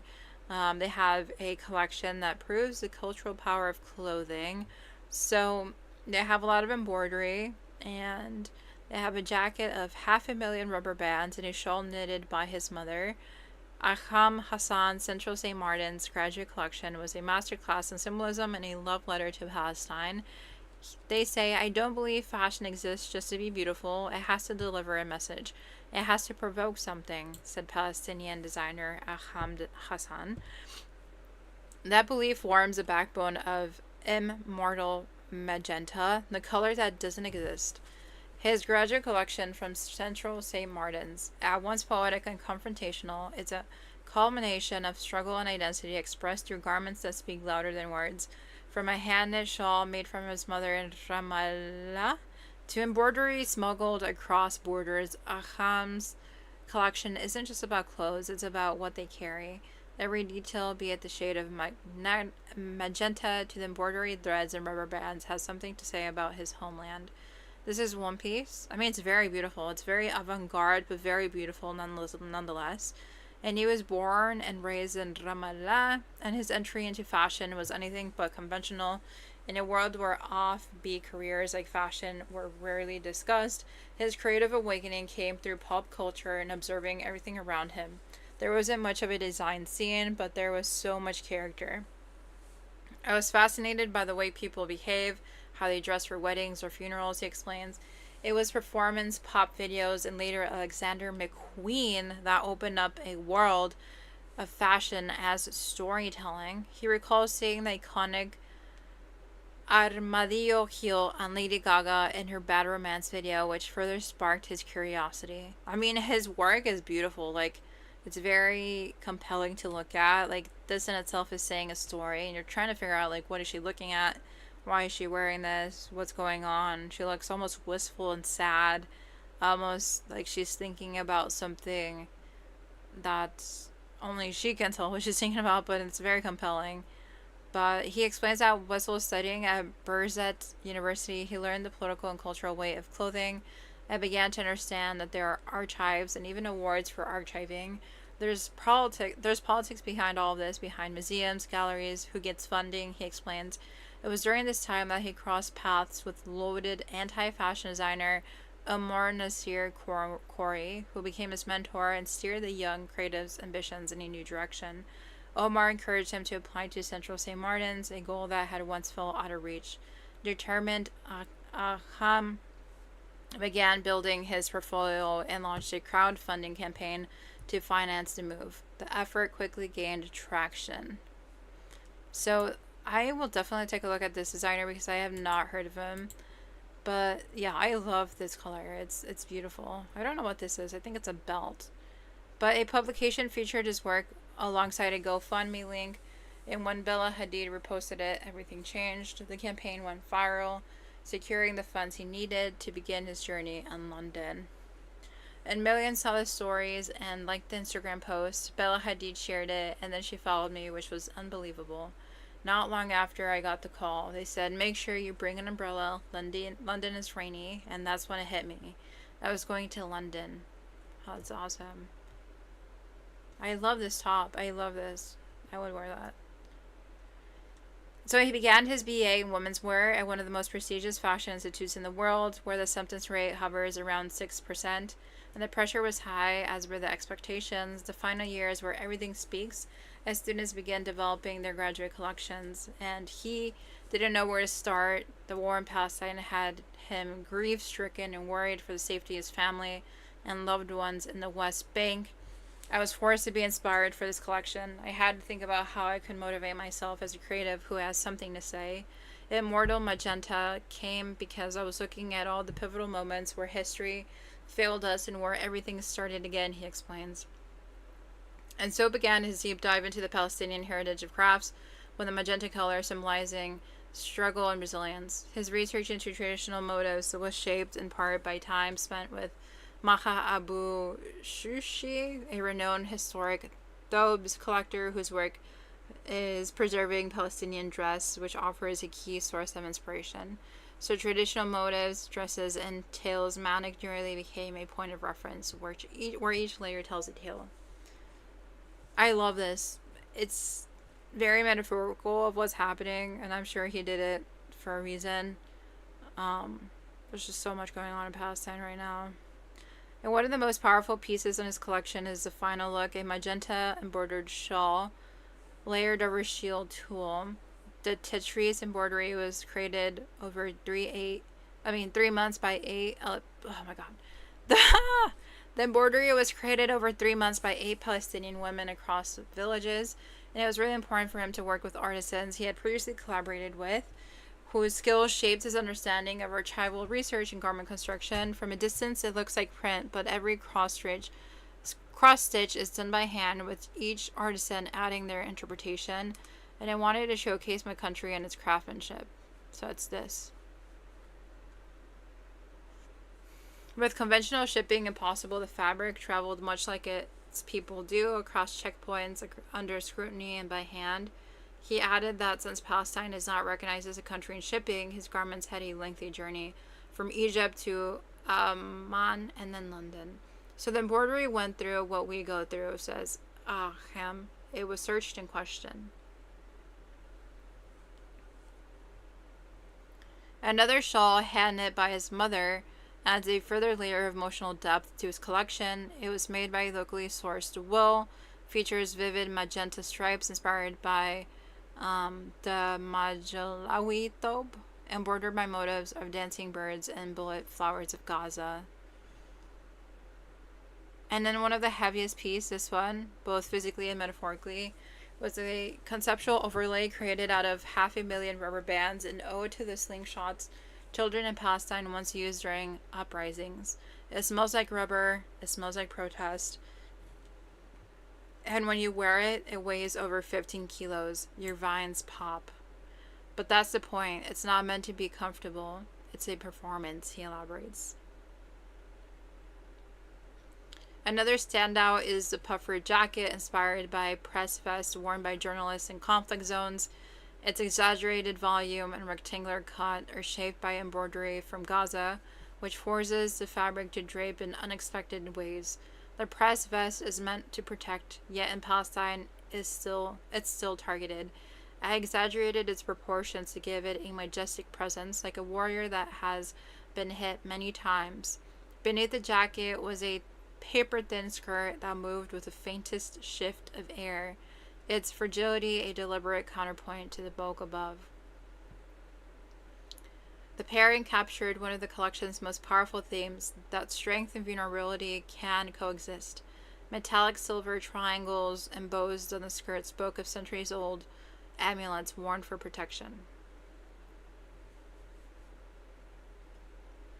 Despite the political nature of his collection, Ayham believes he struck a balance. I had fashion, Palestine, politics, and creativity in performance, he says. The designer was also the recipient of the Net Porter and Mr. Porter Education Fund in partnership with the British Fashion Council, which will allow him to explore another collection. The long-term goal? To look for investors and partners who believe in his vision. I want to work with people ready to respond to what's happening in the world and to provoke change beautifully through fashion. Nice. Beautiful. That was a very powerful beauty. I do want to explore more of who his mentor is, who calls himself a anti-fashion designer.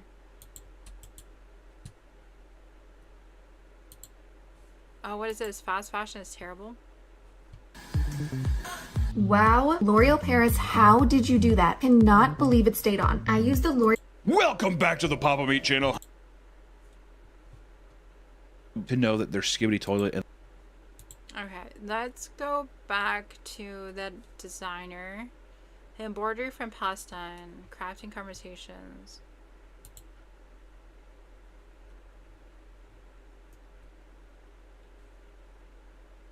Okay, let's take a look at this. At the British Museum, we have an amazing collection of textiles. We have over 1,000 Palestinian textiles, some clothing, some household objects, some for everyday use, and some for special occasions. And most of them, in one way or another, are embellished with exquisite embroidery. My name is Omar Joseph Nasser Khouri. I'm an anti-fashion designer. I specialize in textiles from Palestine. I studied fashion design and technology at London College of Fashion, and later social anthropology with an emphasis on Palestine textiles at Goldsmiths. Omar came first to the British Museum in 2013 as part of the International Training Program. The International Training Program is a summer program held by the British Museum where training is provided in best museum practice for international participants. The time they spend here is shared between the British Museum and partner museums across the UK.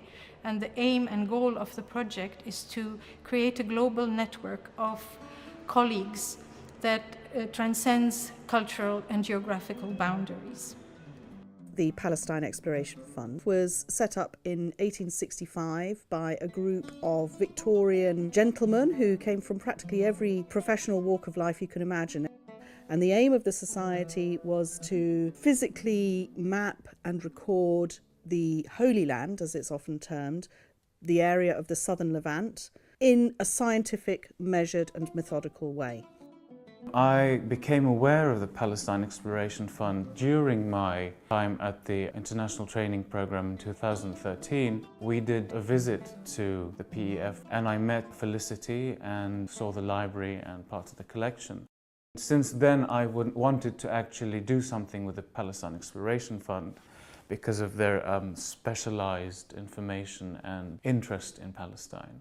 As part of his work here in 2013, we became aware of Omar's intense knowledge of Palestinian embroidery and of textiles.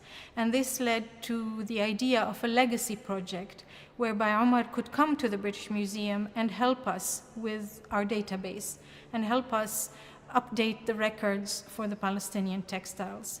Of our 1,000 textiles, many were not photographed and many of them have incomplete information on the database. So Omar's knowledge is very handy and very useful to us. And for Omar, I think the exposure to this amazing collection of textiles has enabled him to discover new stitches and to discover new techniques of embroidery, which he was not very familiar with. And so the exchange of knowledge is important both ways. One of the things the PEF does is every year we have a grants programme whereby we put aside a set of money which we then award to successful applicants for research projects relating to the material culture of Palestine. So the aim of this project was to come in and enhance the records for the Palestine textile collection. So wherever there is information missing in terms of physical description, techniques of making, materials, provenance, date, etc., I was to attempt to remedy that. What we have here at the PEF as a result of the work that we carried out in the late 19th and the 20th century is an amazing archive of research that these people carried out. So we have archaeological collections, we also have archives and photographs, and the archives and collections act as a really important repository of information about the land of Palestine in the 19th century, but also going back into the ancient past from the archaeological material as well. It's a very complementary project in the sense that a lot of the information that is sometimes necessary for this project comes from the Palestine Exploration Fund. One of the ways in which the PEF has been able to get directly involved in this project is by supplying Omar with visual reference material through the photographic collections that we have. Because what he has in the British Museum are these wonderful dresses and cloaks and garments that have been worn, but here we have the photographs which show them being worn. And so he's able to have the context of their daily life. The project was possible because of the International Training Program, which basically took on this project as a legacy project and helped fund it alongside the Palestine Exploration Fund and the British Council in the Palestinian territories. And so far, with the help of Helen Wolf and Imogen Lang at the Textile Centre, we've worked on more than 550 records and we've got about just as much to go. For us, Omar's work is central to our mission, as it were, to promote understanding into Palestinian material culture.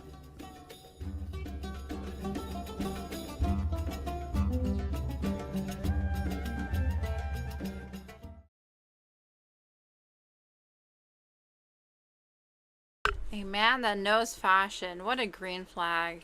Oh, I love it. Omar deserves his own series. He is so calm-spoken and seems very knowledgeable and passionate about his area of expertise. Yeah, I would watch that. I honestly would. He seems very grounded in his approach to what he does. His voice was calming. I didn't even notice. I was like, yeah, sir, keep talking. It's very informative. I like that. Okay, let's go on to talk about these other last moments before I close off. There is more sustainable fashion events happening in Mexico, which I love to see. I saw this video by Canal Zoom about the progress of sustainable fashion in Mexico. Let's watch.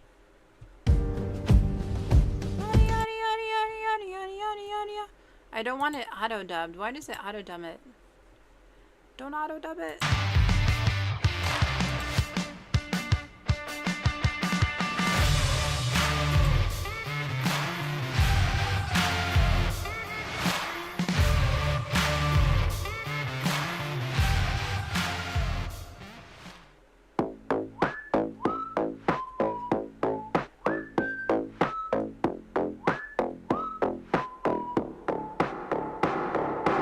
En este espacio nosotros producimos una serie llamada Magazine Vecine que ya lleva al aire 20 temporadas y estamos justamente en el lanzamiento de la temporada 21.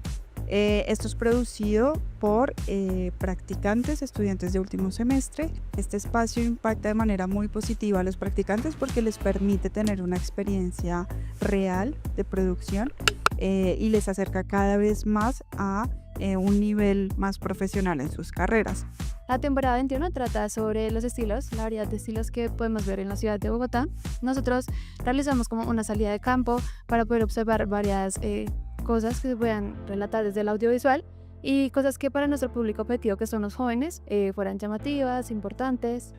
Digamos que esta idea surgió porque Bogotá es la capital de la moda, o sea, tú vas al 85, vas al centro y encuentras muchos estilos de ropa. Y pues si tú vas con alguien que sepa, puede decir, ah, sí, mira, él viste tal cosa. En el primer capítulo de nuestra temporada hicimos el estilo alternativo, ¿sí? Entonces, este estilo trata sobre como la ropa de segunda mano, como la ropa intervenida. Y desde ahí surge la idea de aliarnos con el banco de ropas y explicar más acerca sobre esta hermosa labor. Entonces, bueno, de ahí salió Ramone, que es como nuestra mascota, nuestro apoyo emocional de la temporada. Y él es como algo que era una media, entonces el diseñador lo volvió único. Hay un programa que precisamente ayuda a frenar tanta contaminación y es el programa Banco de Ropas.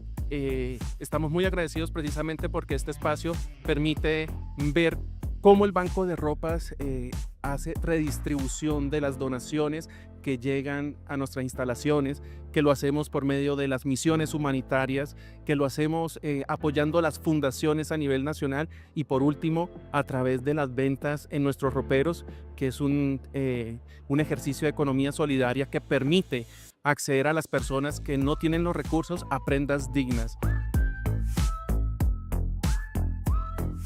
Bueno, pues digamos que mi granito de arena pues puede venir desde el momento narrativo, ¿sí? O la parte narrativa del producto, puesto que pues quisimos manejar una estética un poco más alineada al tema de redes, ya que pues es lo que más nos acuña en términos comerciales el día de hoy, ¿no?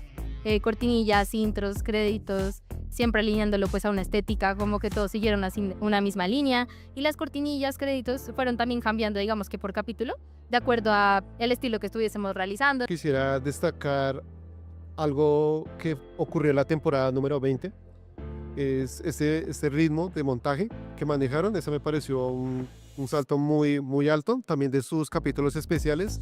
De hecho, me basé en uno como inspiración para hacer uno de nuestros capítulos especiales. Nunca pues llegué a pensar en el arduo trabajo que tenía estar detrás del lente. Digamos que pues principal los nervios, porque pues si quedaba desenfocado pues daba como ese miedo. Pero la verdad es una experiencia muy chévere, sobre todo cuando ya pues se ve el producto terminado. Ahí es cuando uno siente como Bueno, como director de fotografía le aporté toda la imagen a la serie de capítulos y capítulos especiales. En ello pues tuve a cargo de setear, de armar esquema de luces, que se vea bonito y sobre todo que se vea con una calidad a la temporada. Están cordialmente invitados a sintonizar Canal Zoom para ver esta nueva temporada de Magazine Vecine.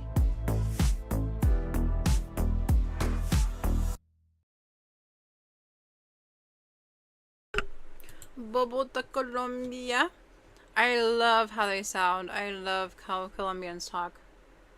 Bogotá, Colombia. A ver. Okay. So that is one of the final things I want to watch before I close off. But there is this podcast I do want to get into. We'll watch a part of this and then we're going to move on. So let's go into this. There is so much happening with sustainable fashion all the time, everywhere. It's a global affair. It's a global love by so many. And when I do my live streams and I watch these things, I'm just kind of aware more so than ever before about how many people actually do care and they're trying to do something and they're all coming together to fix the industry. And it's not just one person that can fix everything, it's a collective. So hopefully this just reminds you that there's just a lot of conversations, a lot of initiatives, a lot of philosophies, and a lot of people that do care and want things to change. So let's watch this final thing before I head on off. It's an interview where they talk about the future of fashion, and they're from India. Let's see.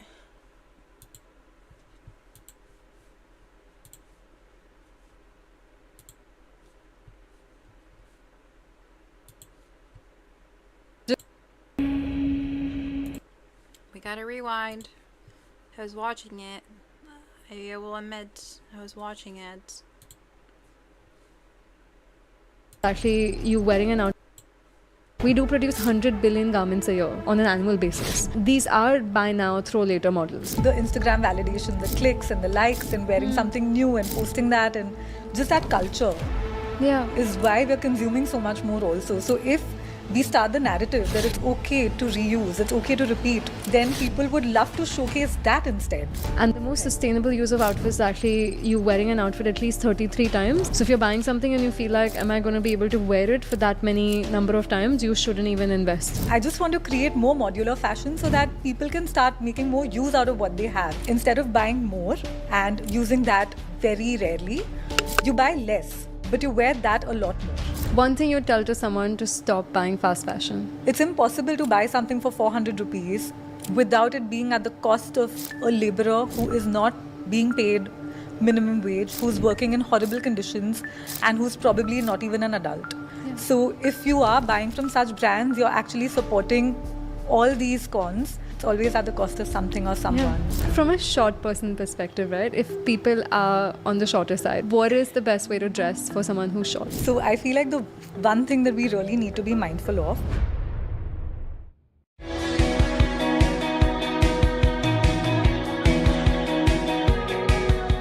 so many clothes in the closet and still nothing to wear. Too big, too tight, too done, but never enough. How did we end up with a wardrobe full of outfits and empty of joy and meaning? Somewhere between flash sales, free returns, fit checks, and non-stop clothing hauls, we've forgotten how to dress without excess and carry the baggage of a buy now, throw later culture. Because fast fashion gives us quick fixes to a problem it created and profits from, but some brands are choosing a different path, slower, smarter, built around the individual, not succumbing to the pressure of selling more. Ozeqo is one of them. I'm sitting with the founder of a fashion label that says no to cookie cutter sizing, mass-produced garments, and seasonal throwaways, making every piece only when needed, measured to fit you, styled to last, and that evolves with your life. Let me be honest, I've stood in front of the closet thinking I have nothing to wear even when it's overflowing. But what if the future of fashion is not about buying less or more, but about transforming how we relate to clothes entirely? Today's guest is someone reimagining how fashion can move with you sustainably, modularly, and consciously. Welcome to Sustainability with Shreya. It's so nice to have you here, and look at us twinning in these beautiful Ozeqo outfits. You know I love the brand, and I've worn it when I won Podcast of the Year, which was a really significant moment for me. And when I started on this journey, my goal was to support homegrown, women-owned labels, sustainable labels, because I get that a lot in the sustainability space. Why do you change so many outfits? Why do you wear new outfits? And, you know, where is that material from? Or where is that? How's that made? Even going deep into supply chain. So to be working with brands like Ozeqo and to be wearing the story and the ethos of why the brand was created was super important for me, and I love that was highlighted. So thank you for creating this, and I can't wait to dive deeper into the story of why you started it and how the brand is as conscious as it is, which I believe is the purpose of why you started it. Absolutely. Thank you so much for having me here, Shreya. I want to take a minute to say that I really love your podcast and I've had so many takeaways while listening to it. In fact, a very small one is that I've started carrying my own bottle and I've encouraged a lot of people around me also to stop using plastic bottles for water and just to carry their own bottle, and that change starts at home. And I just feel like when you have this narrative in your podcast and even if one person changes one thing, I think it serves the purpose why you started. So tell me about the story, why you started Ozeqo, and what is the intention behind it? Absolutely. So, when I was in my early 20s, and just like everyone else, we have so many events to attend, and every single time we have that pressure sometimes that I want to wear something different, I want to look different. If I've posted it once on the gram, it's dead to me. I don't want to I'm wear not it gonna again. wear it again. Yeah. Yeah, and because of that, and because I knew that it wasn't sustainable, both resource-wise also, and for the environment also, like just buying and hoarding things that you don't want to wear often. Yeah. It's just absolute wastage. And I'm Gujarati. I don't like wasting things. So then Marwadi. We're both frugals, and I love that about. absolutely, yeah. So then for all those events, I started making my own clothes, and then I'd find different ways of wearing the same garment differently. So for example, if it was a gown made out of neoprene, I would cut open a slit for another event. I would add ruffles. I would take out the sleeves. I'd just make sure that I'm making good use of that one garment and wearing it smartly and differently to another event. And that is somehow how the seed for Ozeqo was sown, way before I started the brand. And Ozeqo is based on two major pillars for me. And that's what I want to do differently. The first thing is that I see fashion from a very deconstructed lens, because I feel that, the base can always be something which is well tailored, which is constant, which is a wardrobe staple. And your detachables are something that, they can move around with what you feel like wearing, what your mood is, or with trends, if I have to say so. And the second thing that is very important for me is making a garment for the wearer. That is also something that I feel like, technology, it's advanced so much in so many spaces, but in fashion, we're not really making a lot of use out of it, right? So today it's very easy after I receive an order to speak to the customer, to ask them what's your height, what are your measurements, and to make the dress exactly how they want it. And if there's anything about it that they want to change, for example, they want to add sleeves to it, or they want to reduce or increase the length of a particular dress, we're more than happy to do that, because we want the wearer to feel like, this is made for me. Yeah. And that also stems from my personal need, because while I was growing up, I was really skinny and I didn't fit well into any of the standard sizes. And I found it really difficult to pick clothing for myself, which is why I also started making my own clothes, in spite of not being a fashion student at that point. Everything comes out of, I think, need, necessity, personal pain points. And I think that's what wins and that is what is relatable. Because I know when a woman is designing for a woman, she has considered our pain points. She's taken that into consideration. So the fact that, this has pockets and has detachables, because there's so many times where I don't want to show my arm. I'm conscious of, how my arms look and I can just cover them up. Right. Or as you said, so many times I want to be a little bit more modest, but I know I can just take the detachable off if I'm going to a party in the evening. So I can wear the same dress in multiple different ways for multiple different occasions. So I love the usability of the outfit and how versatile it is at the same time. Thank you. Yeah, that's exactly why I started the brand. I want people to feel like that one dress will transition from a dinner to like a cocktail party if it has to, because the main standpoint is the detachable. That's what I love about creating detachable clothing, that the fact that you can wear it in so many different ways, and it just becomes a part of your closet that you can't wait again and again that, okay, how am I going to reuse this again? And that is what's on your mind, instead of what do I need to buy next?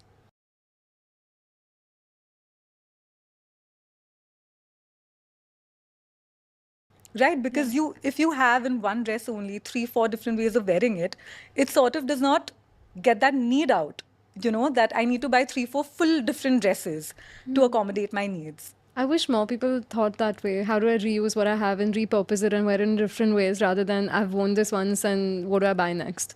Right. As you said, because that's where our mind goes. And I honestly don't like the fact that repeating outfits has become such a stigma, and that we feel like because we've put out a picture once, we can't wear it again. Because I feel like repeating outfits should be a thing of pride, should be something that, you bought it, you've invested in that outfit. Why wouldn't you wear it again? And the most sustainable use of outfits is actually you wearing an outfit at least 33 times. If you've bought it once, you should at least wear it 33 times. So if you're buying something and you feel like, am I going to be able to wear it for that many number of times, you shouldn't even invest in it. That's the most sustainable way to go about it. Do I need it? Will I repeat it? Will I wear it again? And, is this something that I'm going to make the full use out of? Correct. So that's just being more conscious even internally. Absolutely. For So, us. to kind of enable people to think like that with our pieces, what we do is that the base garment for us always remains evergreen. Okay, so we don't believe in seasonality. We don't believe that we have to release a new drop every season after season. What we do is we design the core garments and we keep them constant. You can come and buy it at any given point. And some of our best sellers have been out there for like years, to say so. And with our detachables, we kind of change the narrative with the seasons. Like, for example, if you want to wear something for summer, you want something floral, you can take a floral detachable add-on. And then it just becomes something you'd like to take for a vacation, to Europe. And then if you're wearing the same white dress with, say, ruffles or feathers, you can use it to so many different occasions. And it changes with the trends which are there. Like feathers are also in once every 2-3 years, something like that. So, otherwise, you can just let the detachable be there and come back to it when you feel like again. And that is how we want people to shop with us. In fact, So I am going to cut that off right there. If you want to learn more about them, their channel or her channel is sustainable tea. Sorry, let's see. I read that wrong. Sustainable Tea with Shreya. That's her channel. Sustainable Tea with Shreya. I just discovered her the other day, but she does a lot of amazing videos. It's very well edited. She has a lot of very interesting conversations. Viral Jane Monk, meat equals silent poison, protein conversations. So a lot of different type of conversations. I really did enjoy the one that we are listening to right now about fashion and made in India. That was released 2 months ago. But yeah, Sustainable Tea with Shreya. That is her channel.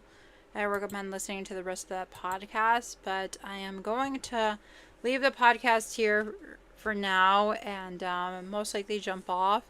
My head is hurting. I can't even make coherent thoughts. I can't even talk. But hopefully you enjoy the live stream. I will see you next Tuesday, and hopefully I will have a lot more to talk about. There's the New York Fashion Weeks. There's so much going on all the time. So jump on, and I'll try to stick to my usual schedule from Tuesday to Thursday news streams. So I'll see you. Enjoy your Friday. I'll see you later. Bye.